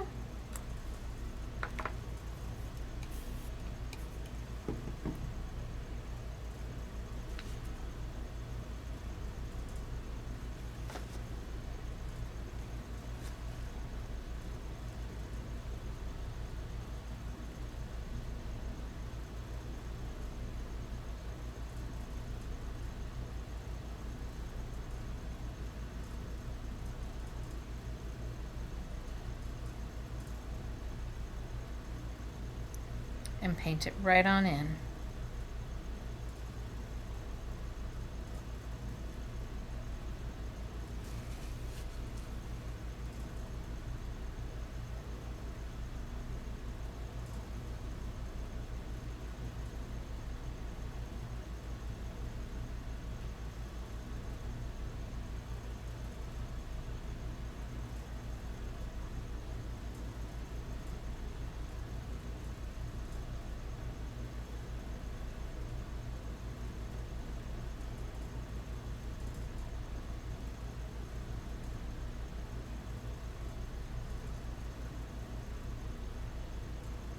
and nothing is smearing or making a mess.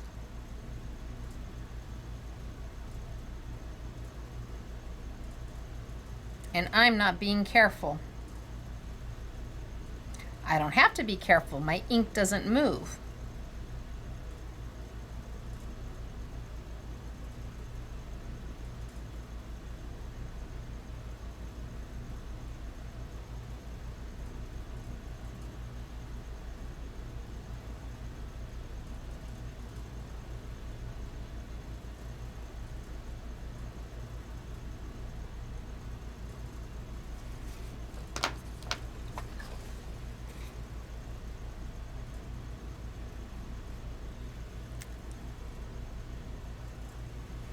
And look at me go.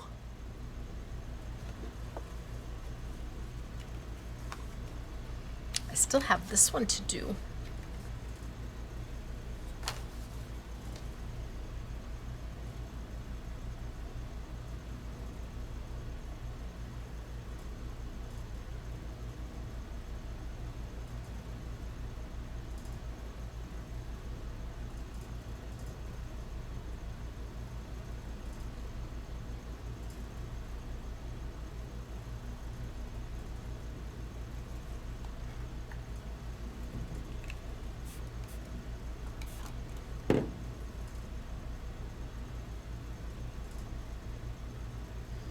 I'm primarily using water because the color is so saturated, so beautiful. And that makes the difference when you're using a fine art product versus a paper crafting product. Not that there's anything wrong with paper crafting products. We sell them all day long. These are just different.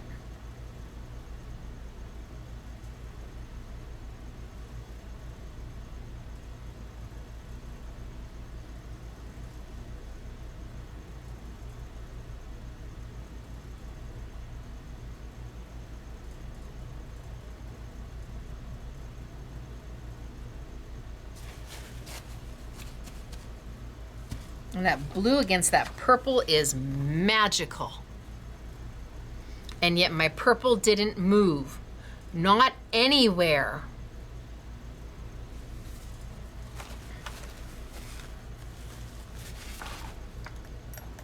All right, we need to move on.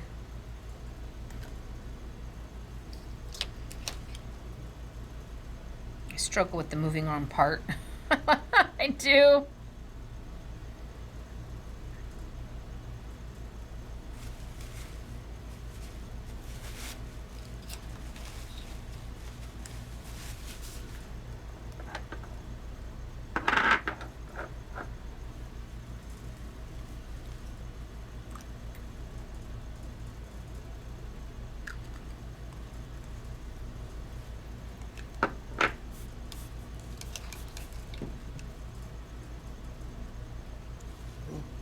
That's really dark.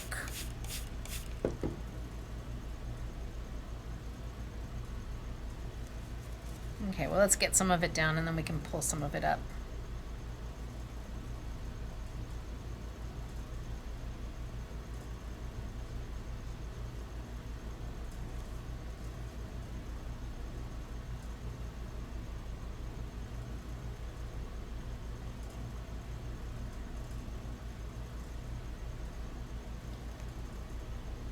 This is almost all water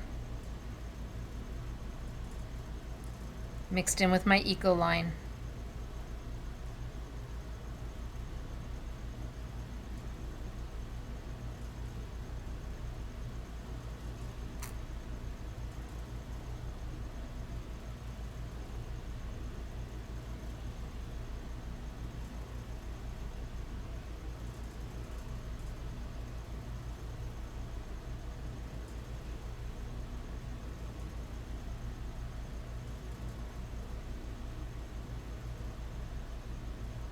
And I'm using my Fusion watercolor brushes.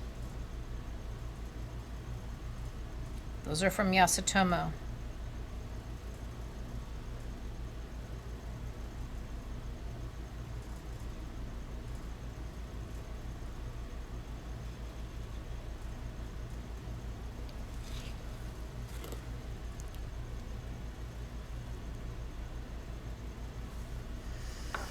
What do you think? Easy peasy.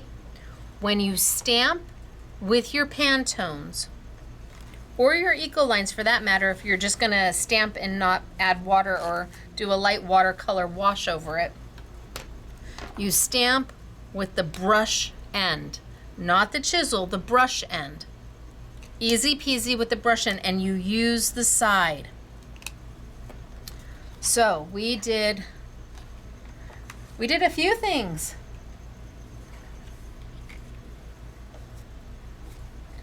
A little bit of this and a little bit of that, all using the Pantone inks as my ink to stamp with, which allows me then to go in and watercolor over the top with my Ecoline.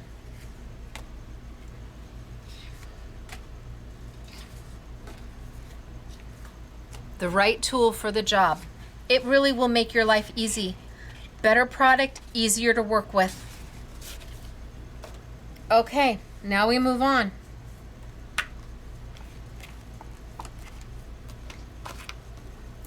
Stencils.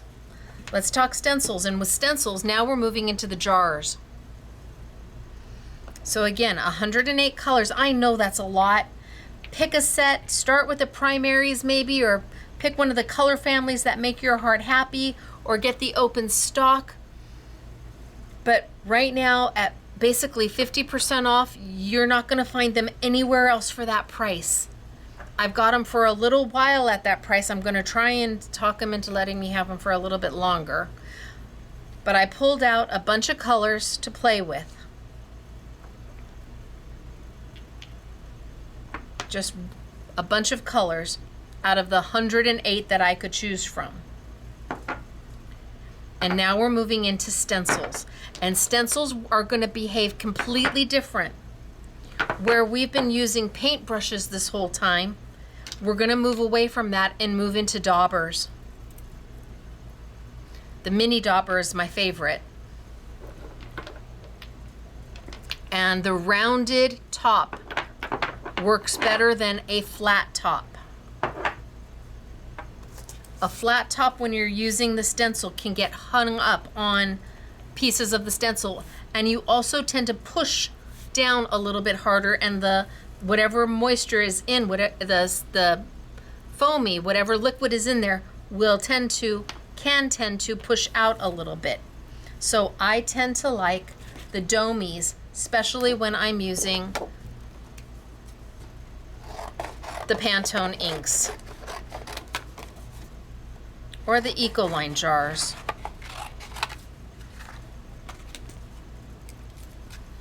Now I'm working on my gel plate. This is a Jelly Arts gel plate. This is a 9x12. It holds my paper, it holds my stencil, and it grips my inks. Literally, it will grip your ink and it won't move. You can put your inks right on there and they're not gonna move. You literally have to pop them up. Sound effects required here. Okay, everybody, 1, 2, 3. Now, with this, I'm gonna be working with my little daubers. And you wanna know, will these inks blend? I know you do. I know you wanna know that. Well, me being me, I'm gonna start with my yellow because that's me. And again, this is super important, and I'm using primary yellow. Good for me.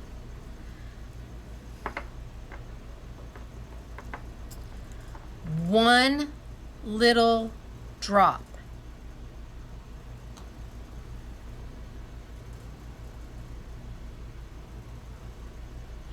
Do you see that little drop? One little drop is where we're starting. You can add more, but don't start with more than one little drop. And you're like, Stacey, what can one little drop do? And I swirl.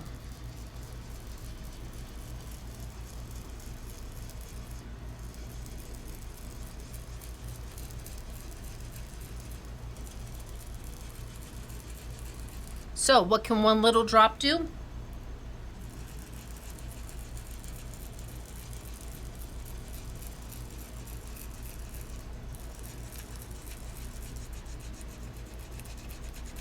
How about give me a base color for basically my entire stencil? Oop, that was one drop.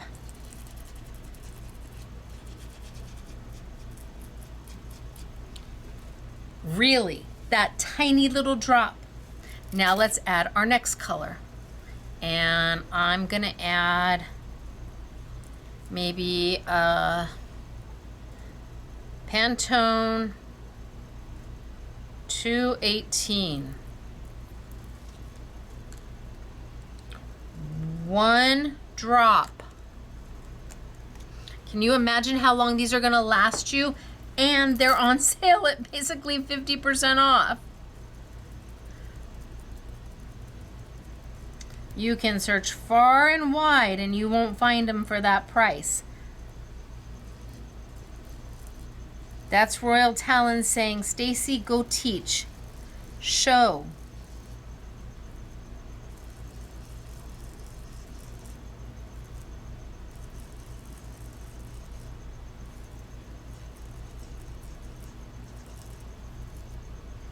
I'm doing some of my flowers. And I'm not trying to do the whole flower. I'm just adding some color.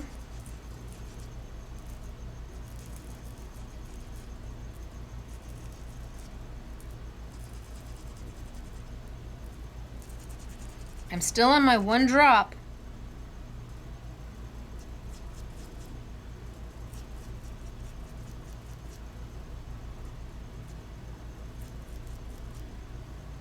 Okay, and then maybe I go back to my yellow and maybe I do a slightly darker yellow.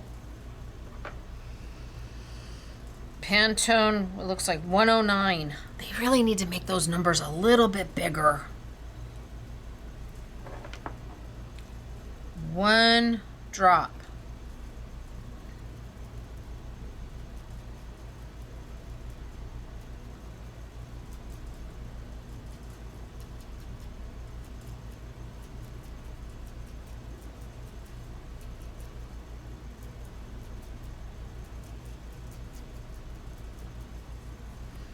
And then another little drop of my pink.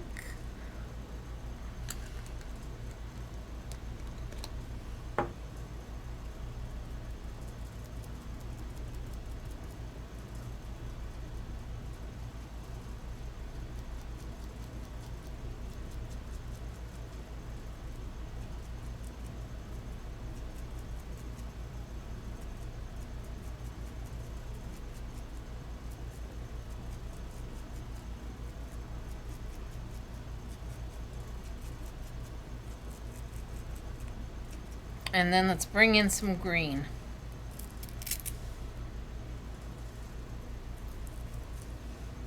And that's Pantone. Gosh, 363 maybe? Hard to tell. And there's no names. They don't name their colors, they number their colors. So this is green 363 or yellow 121. There's no names for me to reference, just a number.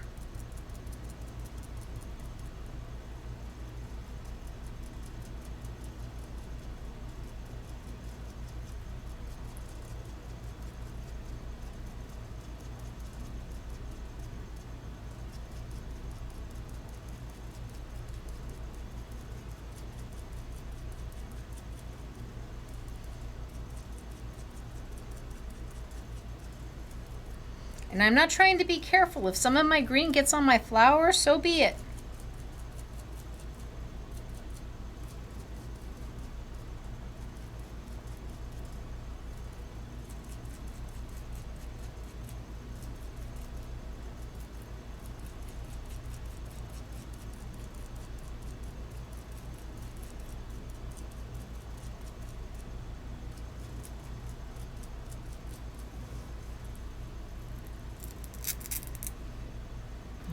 yellow.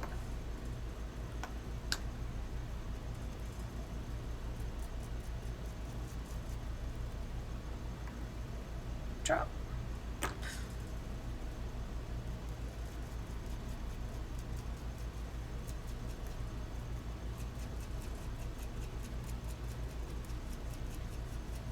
I think I'm done.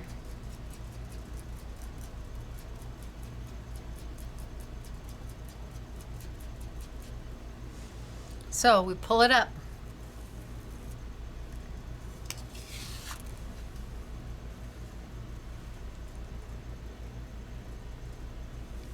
And it's blended.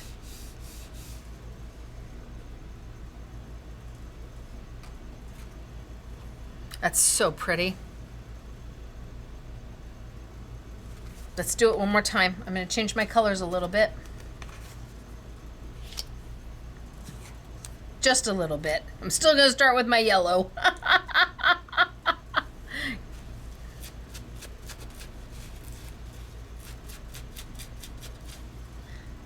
little bit of yellow. I think instead of using my pink, I'll use my red.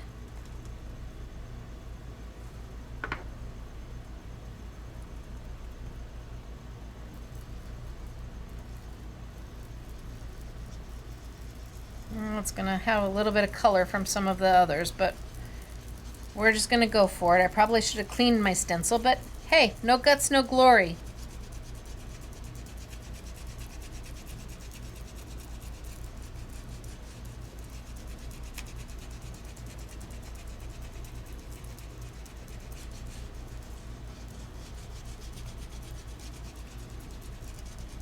So my gel plate holds my stencil and it holds my paper. Okay, so let's change and let's use a little bit of, I don't know if this is a red or an orange.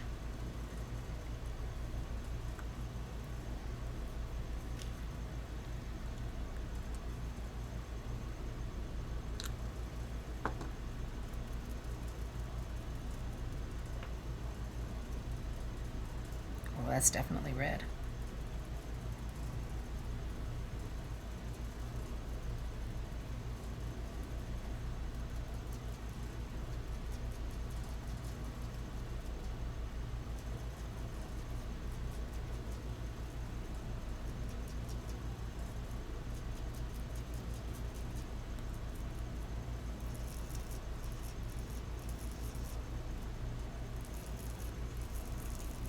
And just color it in.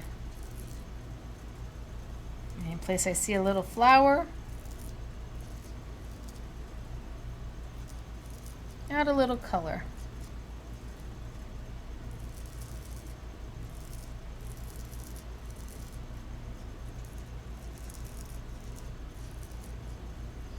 And I think I'm going to go back to my yellow just a little bit.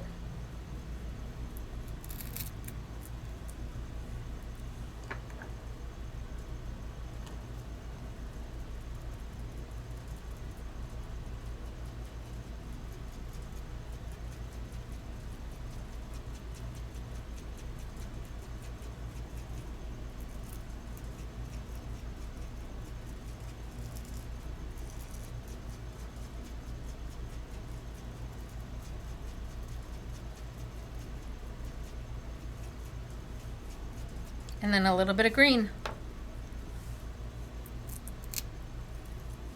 And this time I think I'm going to start with a lighter green.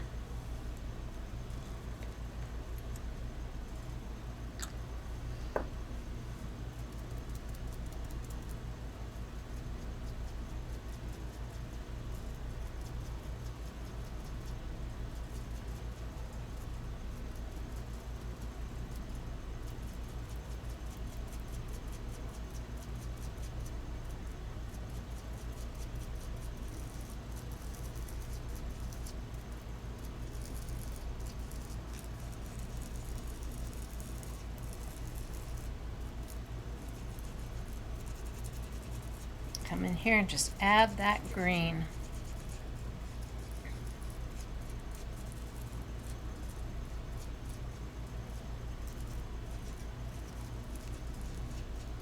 And then maybe just a hint of that darker, just a hint.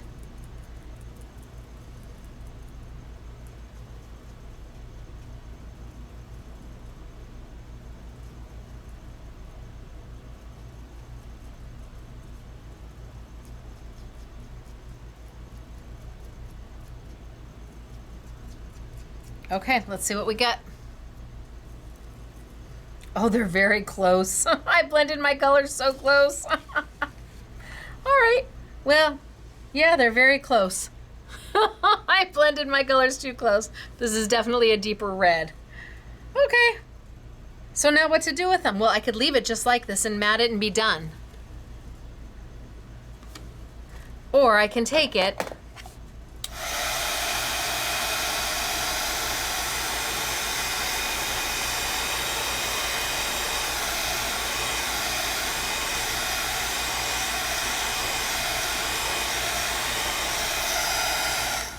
and what if I just wanted to age my paper just a little bit?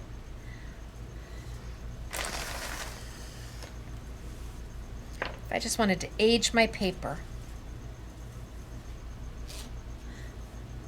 So what if I take Ecoline, and this is dark. This is 440. This brown is dark, a drop.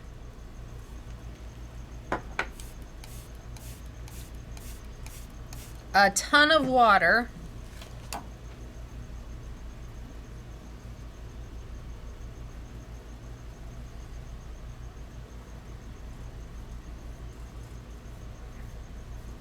And I literally wash it over.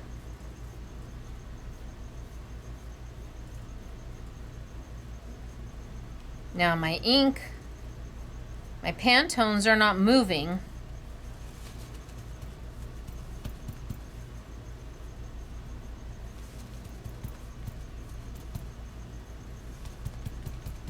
I don't want it too dark, I just want a nice little wash.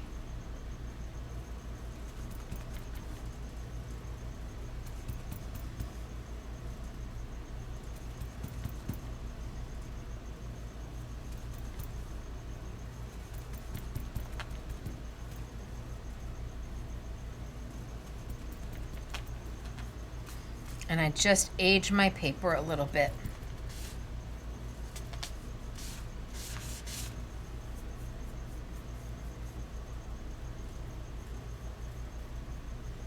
I didn't want it quite so stark white.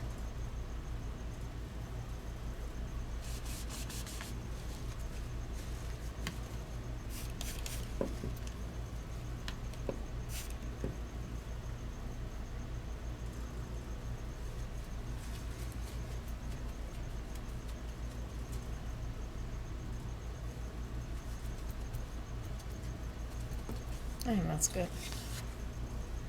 So now I've aged my paper a little bit, or I can leave it stark white. Or I could have come in and I could have added a little blue around it. I mean, I can do whatever I want. I've got the opportunity because my stencil is not gonna move.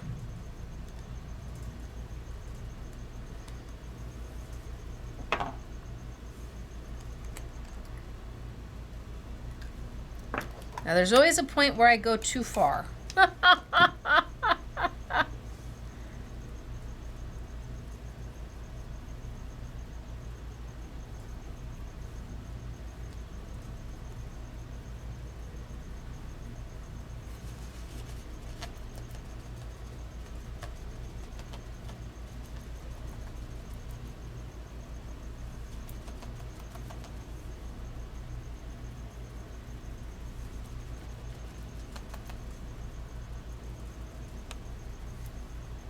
Always a point where I take it just one little step too far.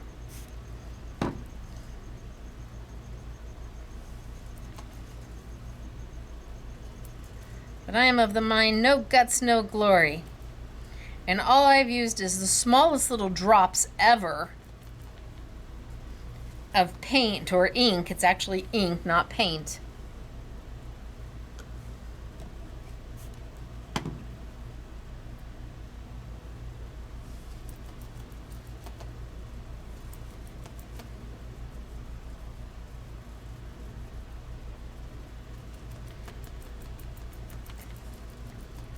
And because I can.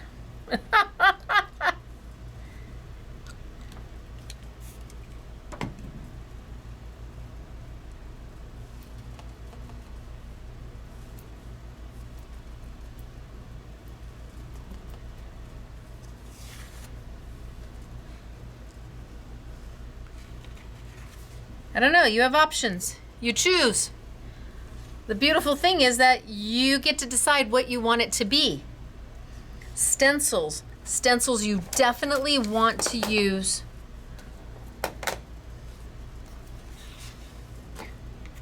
a rounded foam.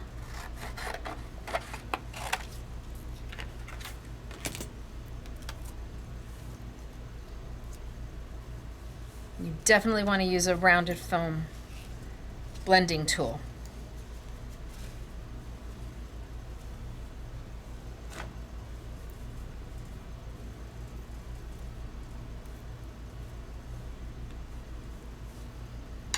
So I have to start with my Pantone.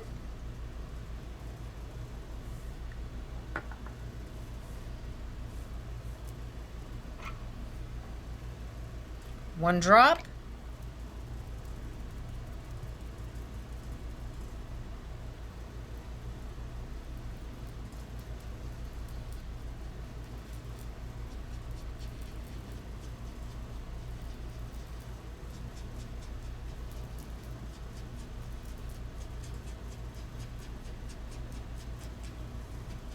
I'm not trying to have them all uniform in color because I'm going to be layering my color.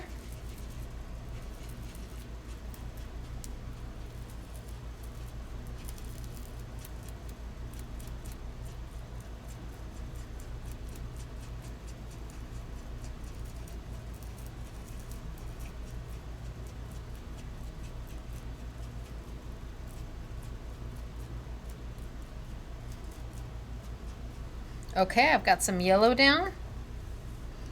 And then we'll move into maybe a little bit of the green. One drop.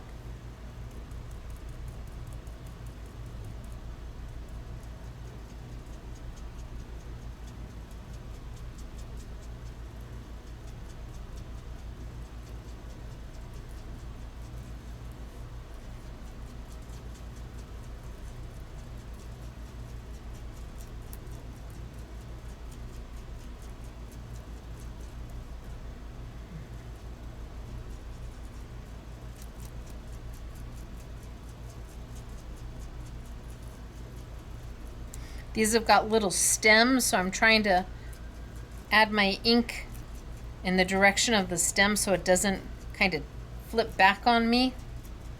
And these stencils are by Minte, and boy, do we have a smoking hot price on them.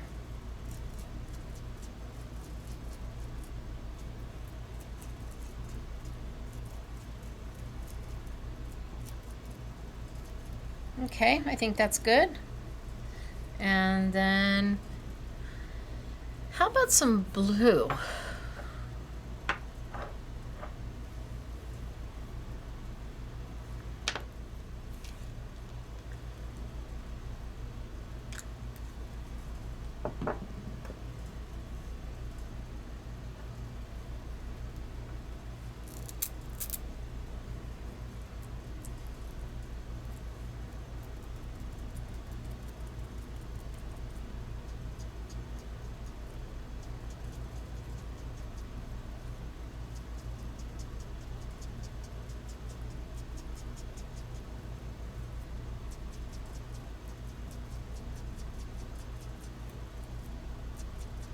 And I'm just going right in all over my colors. Another little drop of blue. Choop.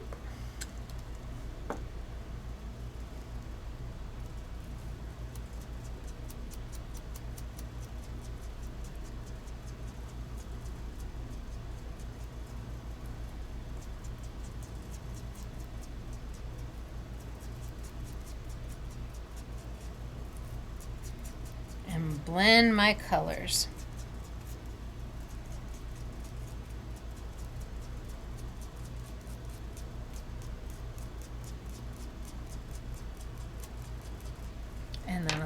little drop of yellow. Droop.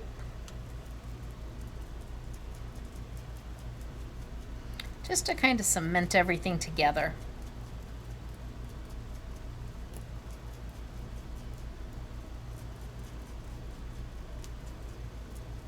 Some leaves are lighter, some leaves are darker. Some leaves have more blue, some leaves have more green.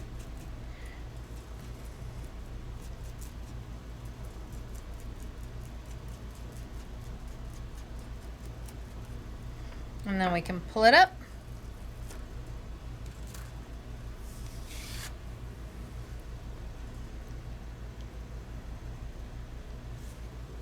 And then we can decide, do we want to color it or do we not want to color it? Decisions, decisions. See, look at how vintage this looks now.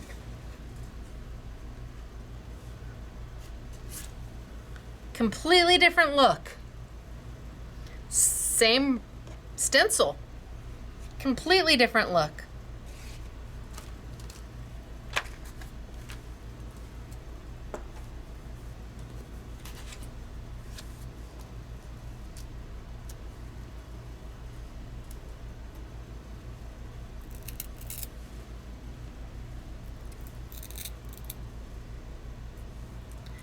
What colors do I have? I've got a light purple.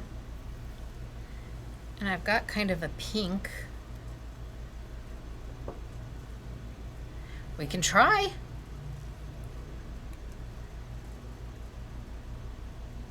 It's going to pick up a little bit of my yellow there, but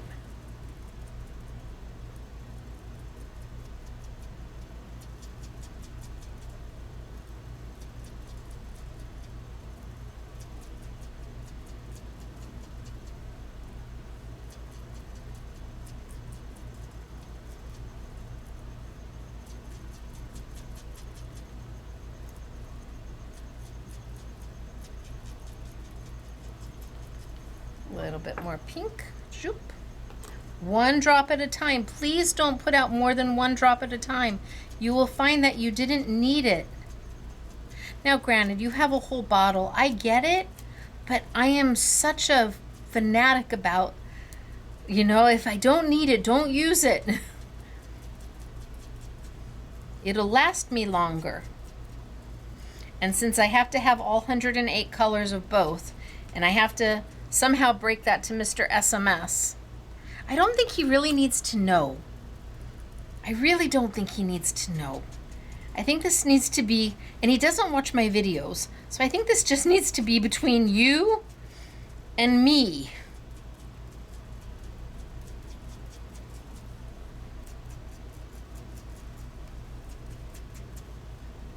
Okay, so I've got a little bit of hot pink going on. I got a light purple. Let's see what that looks like.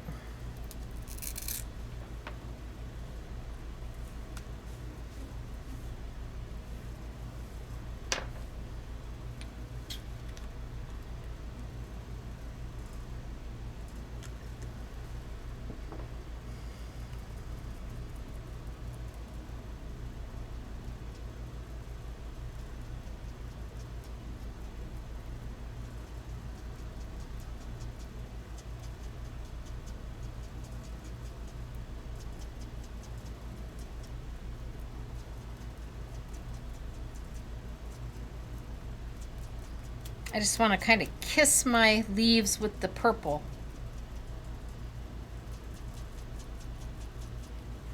A little bit more.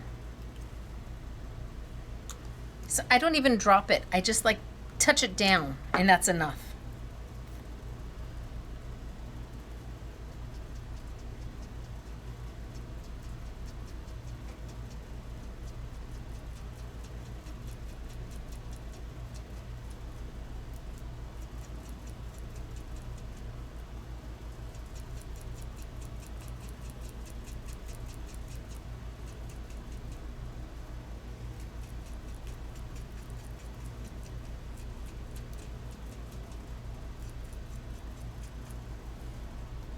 Just touch it down. That's enough.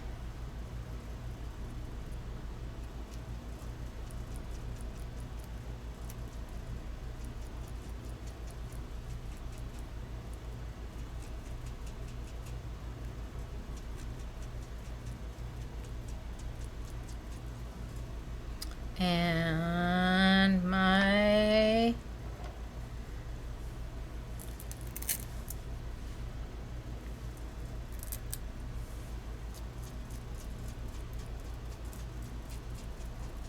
pink again.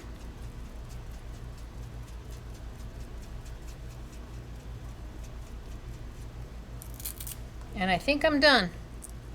Now we've got two of them in two totally different colors.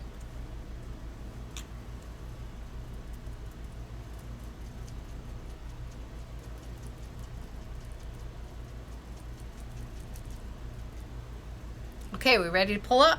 Let's see what we got.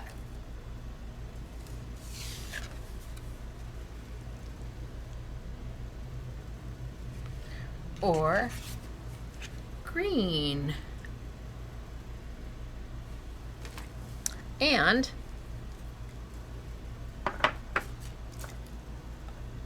they will be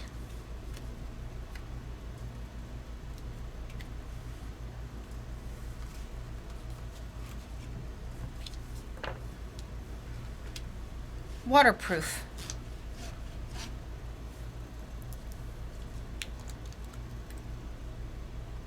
That was a lot of blue.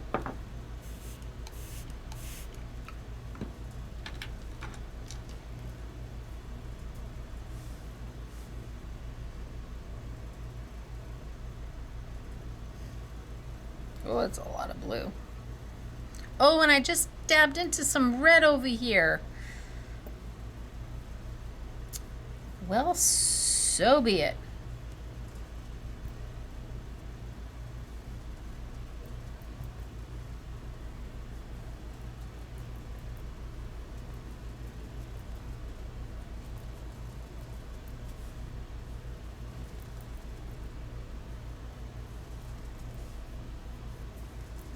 And look at that green go nowhere. So you wouldn't necessarily be able to stencil on top of blue paper and have that green so beautiful. But you can stencil on top of white paper with a waterproof ink.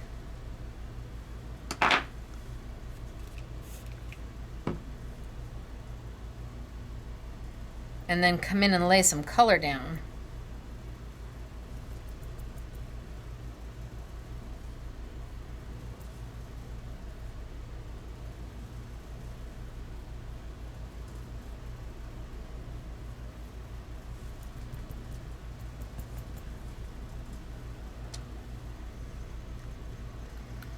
And nothing moves.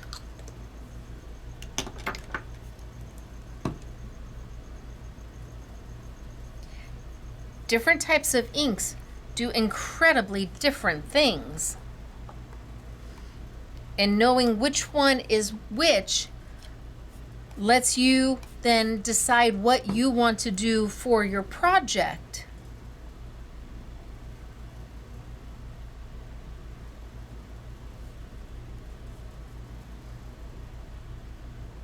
There's nothing worse than getting all the way through making something and the very last thing you do, you use the wrong ink. I've got orange on this, but they're just beautiful and easy and done.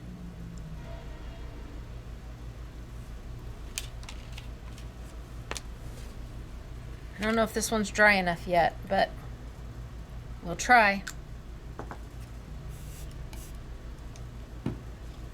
Get a new baby wipe.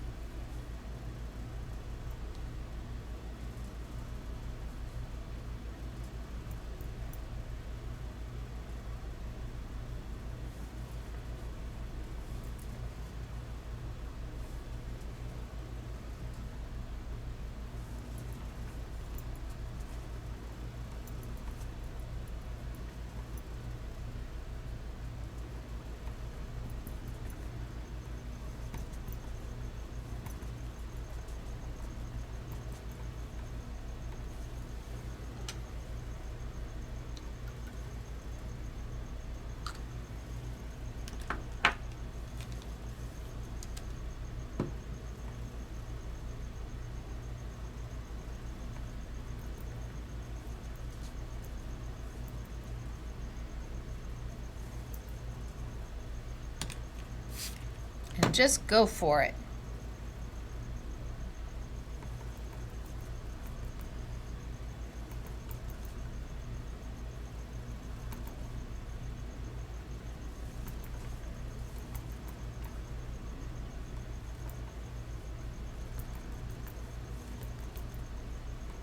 No fear, no wrong.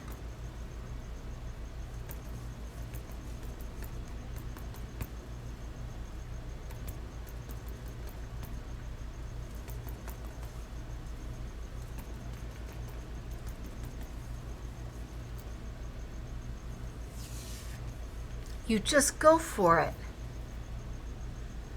And yet, my stencil, my image, didn't move.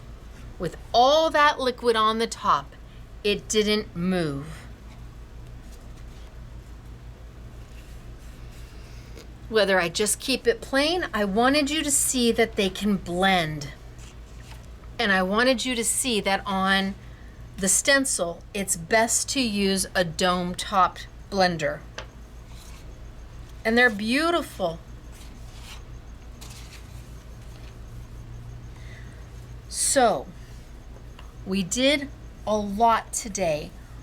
We talked about inks in a way that maybe you hadn't thought of them before, where you've got your A, B, C, D, E. If you know your alphabet, you can know your ink. Where your alcohol-based ink is your A. It's the first letter of the alphabet. Dries the fastest. The next letter is a chalk-based ink. That's C, really close to A. Dries really fast too. And then D, a dye-based ink, well, that's right next to C. And they almost dry at the same time. They're almost the same speed.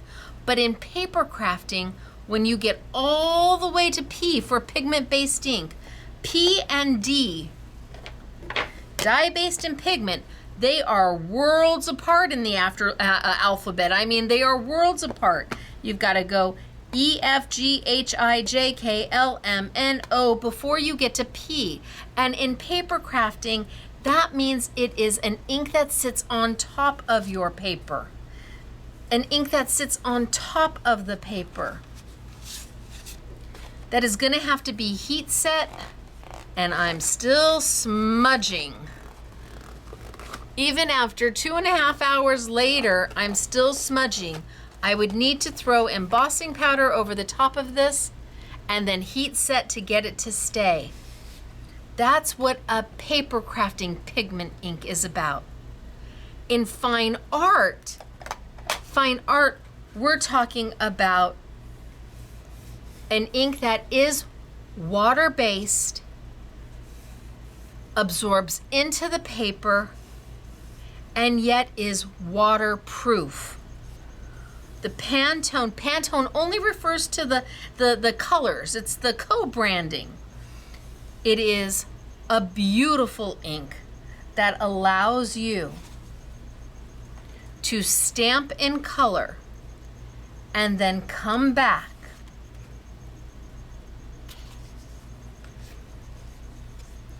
and use watercolor to finish.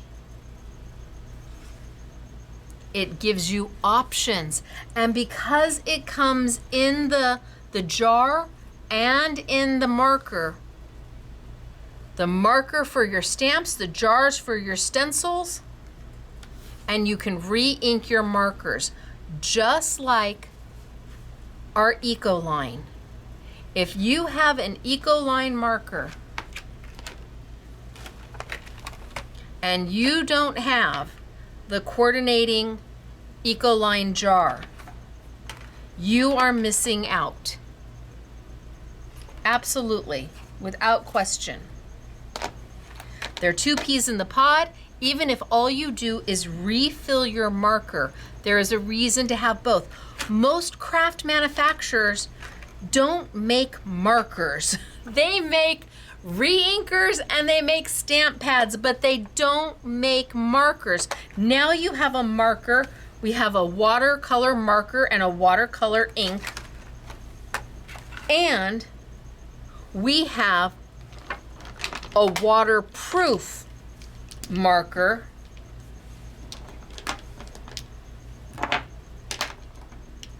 That green is not in my, and a waterproof ink that can also be used as your refill to refill your pens. I don't know. I'm supposed to do more colors of my ink. I'm just not sure that there's a reason to do more colors of my Stacey Park ink, when both of these will do everything that I need them to do, and they already come. This comes in 108 colors, and this comes in 60 colors. I'm struggling with that. I'm struggling with that a little bit because both of these will fit everything I need to do. They will handle all of my creativity. All of it. I love my ink. I do. I love my inks. But this is magic. And these are colors that are just fabulous. And I will never be able to do a Stacey Park marker. Ever. Never. I don't know. So we are working with the Ecoline. We've put the Ecoline liquid watercolor on sale. We did not do the markers. We did the liquid watercolor. It's just, it's a lot. There's a lot on sale right now. So the liquid watercolor, since that's primarily what I use today to paint, is on sale. All of the Pantones, the markers, we have them open stock. We have them in the sets. Just know that your primary is going to come bundled. It will not come in a box. And there are literally, this one goes here, 12 color families. And the primary is considered one of the color families. 12 times 9 is 108. They retail for $76.50, and we have them for $39.99. These retail for like $12.50, and we've got them for, I think, $6.50. I could not do this without Royal Talons. They really want you to see the benefit of having this type of product. And had I known, I would have done them much sooner. But I didn't know what I didn't know until I became a brand ambassador. I've been a brand ambassador for Royal Talons for over a year, and I just found out about these about a month and a half ago. So we have, for the stamps, we've got a couple bundles. We've got the Color Me bundle, retails for $67.96. It's on sale for $53.99. And that gets you all four. They're also open stock. This is the one I used today. It is the Color Me Conehead Daisy, and they all come with sentiments. This one is, "You are so kind, thanks." It's a definition of thanks, an expression of appreciation or gratitude, acknowledgement, favors given, thank you. The Dandelion has make a wish and thank you. They all come with sentiments. This one has, "You are perfect, you are brave, you are loved, and you are blooming fabulous." So open stock or in the bundle. That's one of the bundles we have for you. I don't know where to put everything. The second bundle we have for you is the Vintage bundle. It's $50.97 on sale for $39.99, or you can get them open stock. I used the chrysanthemum today. I used the tulips today, and then we have the dogwood. So whether you love one or all three, it's up to you. The bundle is always going to be the biggest value. The stencils I used are from Minté. They retail for $27.96. I have them for $16.99, and there are 4 of them. You will see samples with the heart stencil, with the wildflower stencil. I used the leaves, and I used the floral. So 4 Minté stencils.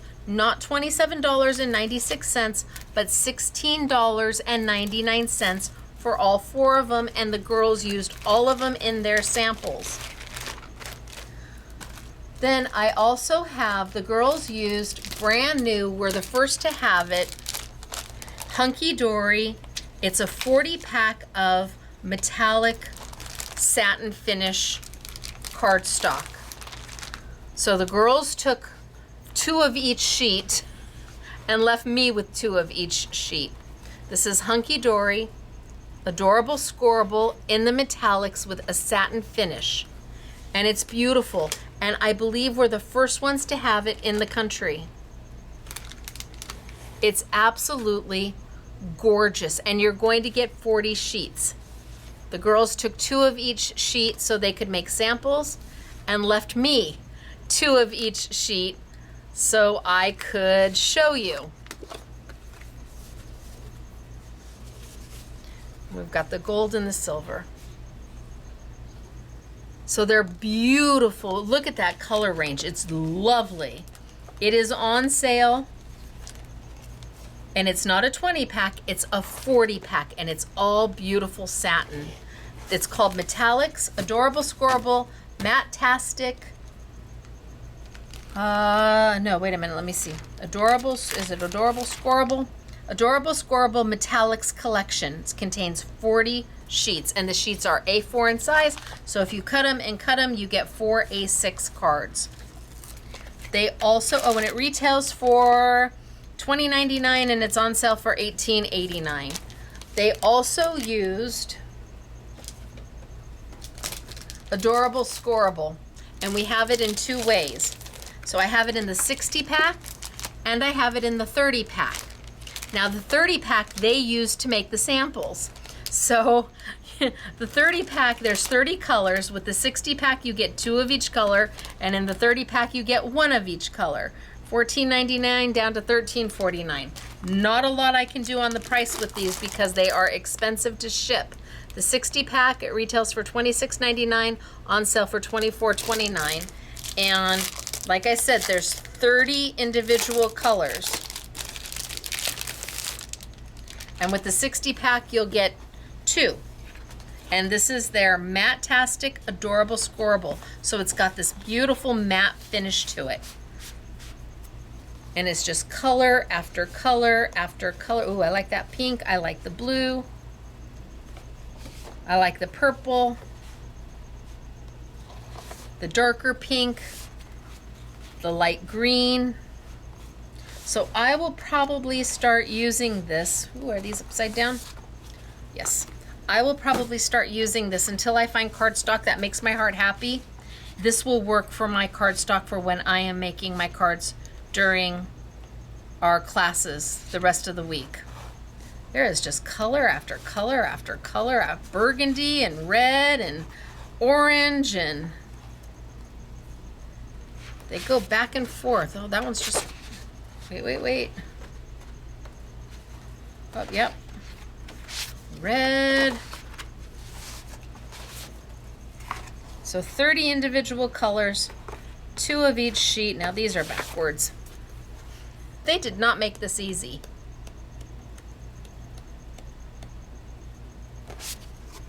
That's gray.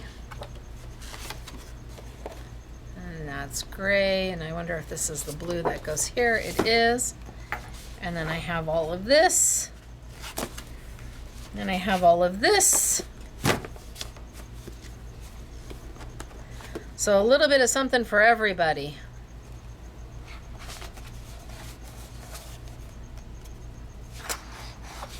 White. Okay, so you get a couple sheets that are white too, but just lovely colors. The girls used all of this for their samples. And we have it in the 30 pack and we have it in the 60 pack. 30 pack you get 1 of each color, 60 pack you get 2 of each color, and I'm gonna add this to my everyday cardstock assortment so that when I do something on camera, when I'm teaching one of my Monday or my Wednesday or my Thursday class and you ask, what cardstock did you use? I'll be able to tell you. It's the Adorable Scorable pack, and it is the Matte-tastic Doesn't really give a name. Colorways, 60 sheets, contains 60 sheets.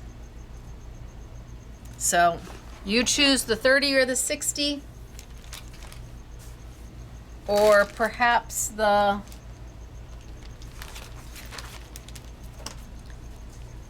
metallic finish, which again, this is brand new. Don't think anybody has this yet. As for the inks, there is not an I Want It All bundle for the Pantone. I know it's 108 colors. The YouTube Yummy category is full because we've got the open stock of the markers, the open stock of the jars, the sets of the markers, plus all the open stock of the Eco line. There's a lot there to look at. I would definitely get, while we have it, the Pantone while it's on sale for 50% off. So I know I will have it at least through the end of the month because it's part of in the studio, but after that I don't know. Eco line.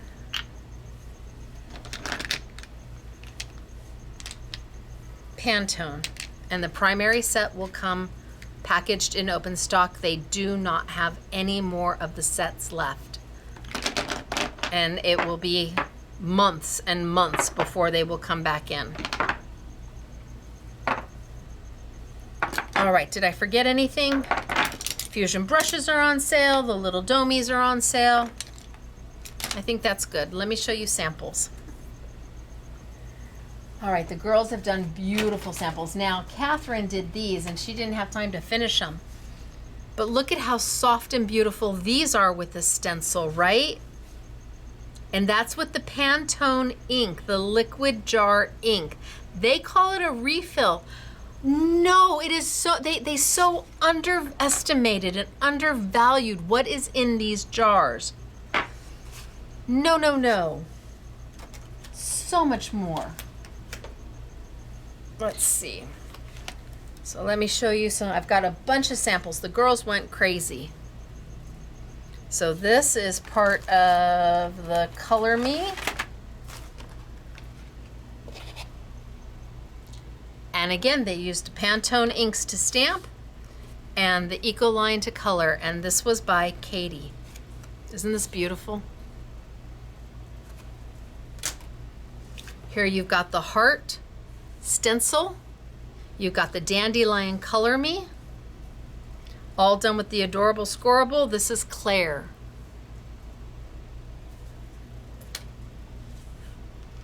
Again, the heart stencil as your backdrop. The chrysanthemum. I think that's, yes, it's a chrysanthemum. I'm trying to make sure I got my flowers right. Yes, chrysanthemum. This was done by Tamara. Easy peasy mac and cheesy. Stenciled, watercolor over the top. This was done by Stacey and Claire. This had to have been one of them when I was showing the girls how to work the Pantones, how to use them. I gave them a class on the Pantones. Must have been one of the samples. Look at this. This is so beautiful. This is so beautiful. This is Dortina.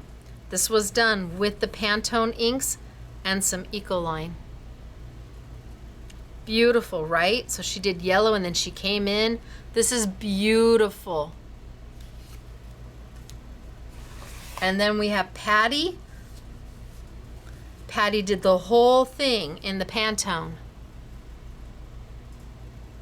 She just did the whole thing. She just stenciled it. She didn't ink over the top of it at all.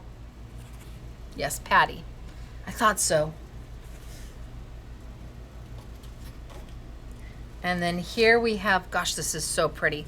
Look at how light and soft is this. Done with the Pantones. This is Katie. It's so soft and elegant, Katie.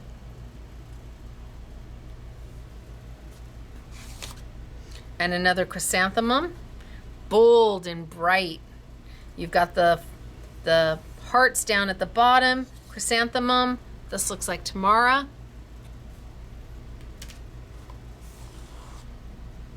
And Celebrate. So you've got the wildflowers, the stencil from Minte, and then some wash over the top of it with your Eco line. And this is Dortina. I love Dortina. I love how you did that. That came out really cool. Oh, this is so pretty. Patty, this is beautiful.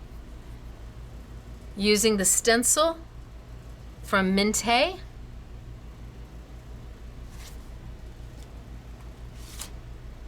And the dogwoods.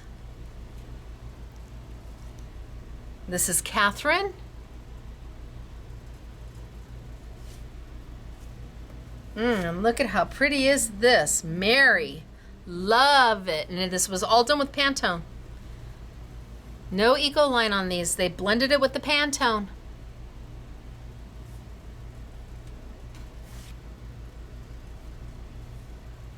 And here you have the Color Me.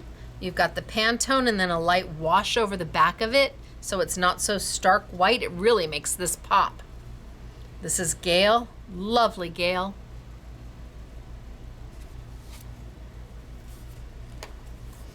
And then the Minte stencil. So done with the Pantone and then come back with the color wash right over the top. This is Claire. It's beautiful, Claire. Look at, she's got just beautiful. So again, stenciled with the Pantone. And a rounded dauber, and then came back in with the Eco line to add all the background color. It's beautiful. Claire with the chrysanthemum.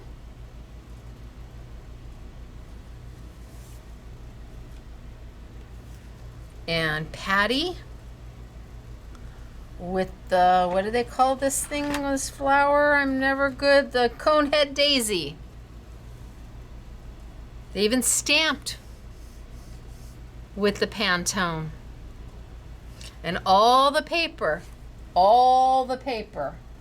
is the adorable Scorable. Oh, here, see, soft. She did a light wash on the back. That's so beautiful. Catherine, this is beautiful. Just a light wash of color to take away that stark white, but it didn't move any of her stencil. Amazing. Okay, so there's the difference. Soft and vintage, a little bit brighter. Both of these were done by Catherine. All right, one more stack of samples.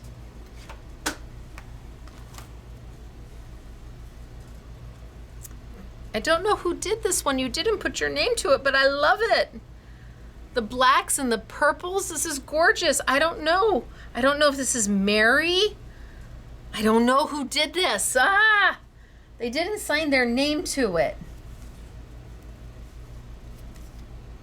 Oh, and here's another one. Look at with the beautiful colors. And the Minte stencil. This is Claire. So she must have done one and cut it in half. That's what she must have done. Claire.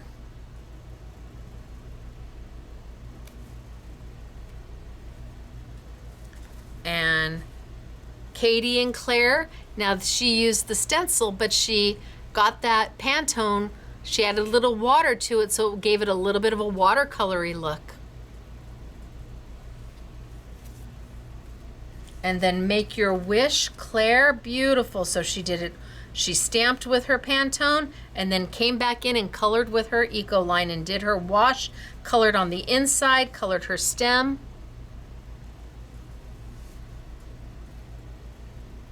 And then You're So Kind. This is Patty, and all the colors you're seeing are from the Hunky Dory Adorable Scorable. Either the Matte-tastic or the metallic.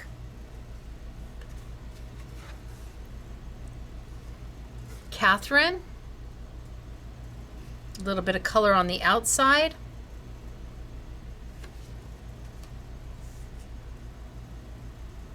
This is Stacey coloring Tamara Assembly. Okay, so Tamara did the I love the hearts. And then I did this again. I taught the girls. I was playing with the girls and teaching them how to use the Pantones. And this is one of my samples. And bless Tamara's heart, she fussy cut it out. So Tamara and Stacey. And then we have Gail. Look at the grays on that. Isn't that beautiful? And then she did a light pink wash. The grays are gorgeous. And Katie. See, look at that. It's that metallic paper in the back. A satin metallic.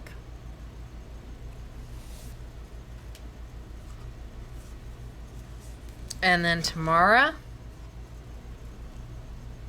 with the chrysanthemum. No, this way.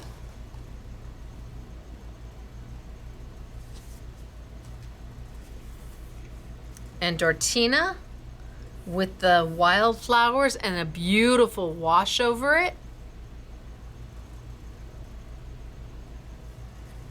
And then here, Patty with the wildflowers and a different color wash. Look at the difference. Same stencil, totally different looking cards. Oh, this is beautiful, Katie. So Katie went in and she stamped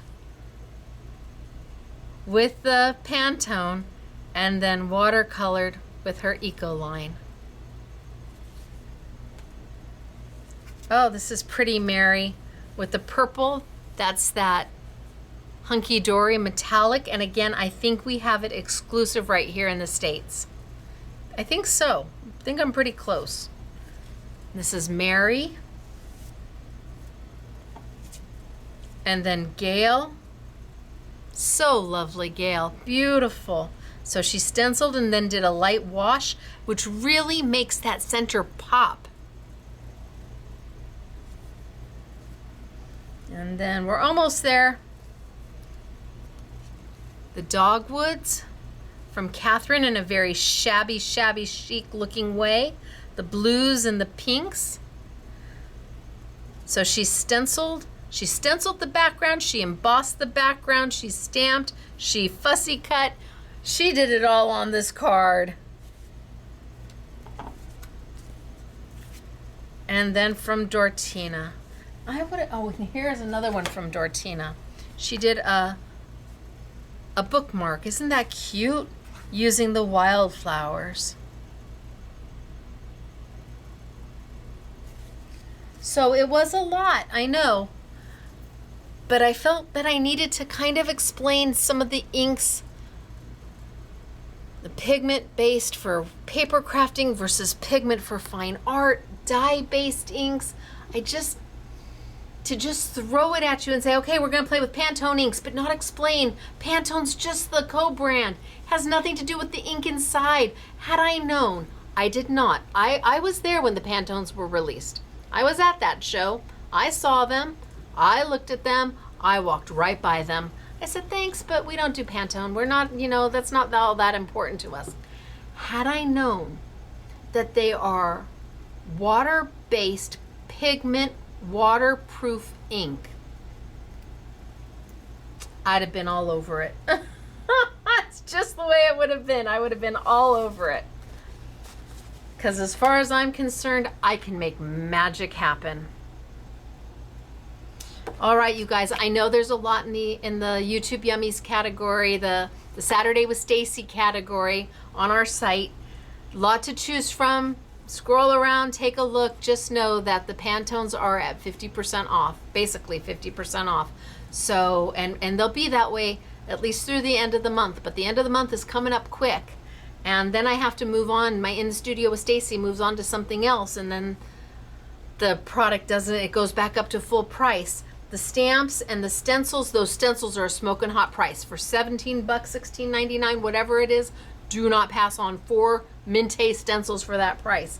The stamps are a great deal, absolutely, if you love them. But if I had to choose, I'd be choosing the ink. I'd be choosing the Hunky Dory paper because that's hard to come by. Nobody else has it. I'd be choosing the markers. I'd be choosing it all. I haven't collected them all yet. I really do want all 108 colors of the Pantone. I think it will just open up things that I haven't been able to do before that I've wanted to, and now I can. So I leave it up to you. Thanks for being here. I hope I taught you something. I hope you learned something new today. I hope I reminded you of something, or I explained something in a way that now, I get it. Okay, I get it. If that's what happened today, then it has made my heart so very happy. That's the most important thing, is teaching so that you stay creative and feel empowered to do your hobby, and you take risks. No guts, no glory. All right, you guys, I will see you on Monday for our next Make It Monday event, where we bring you a super big value for an itty bitty teeny weeny price. And I think on Monday it's Hero Arts. So until then, have a great rest of your weekend, and thanks for hanging with me. I'm Stacey. This is Scrapbooking Made Simple. We're a retail store, and scrapbookingmadesimple.com is our online store. Until later, everybody.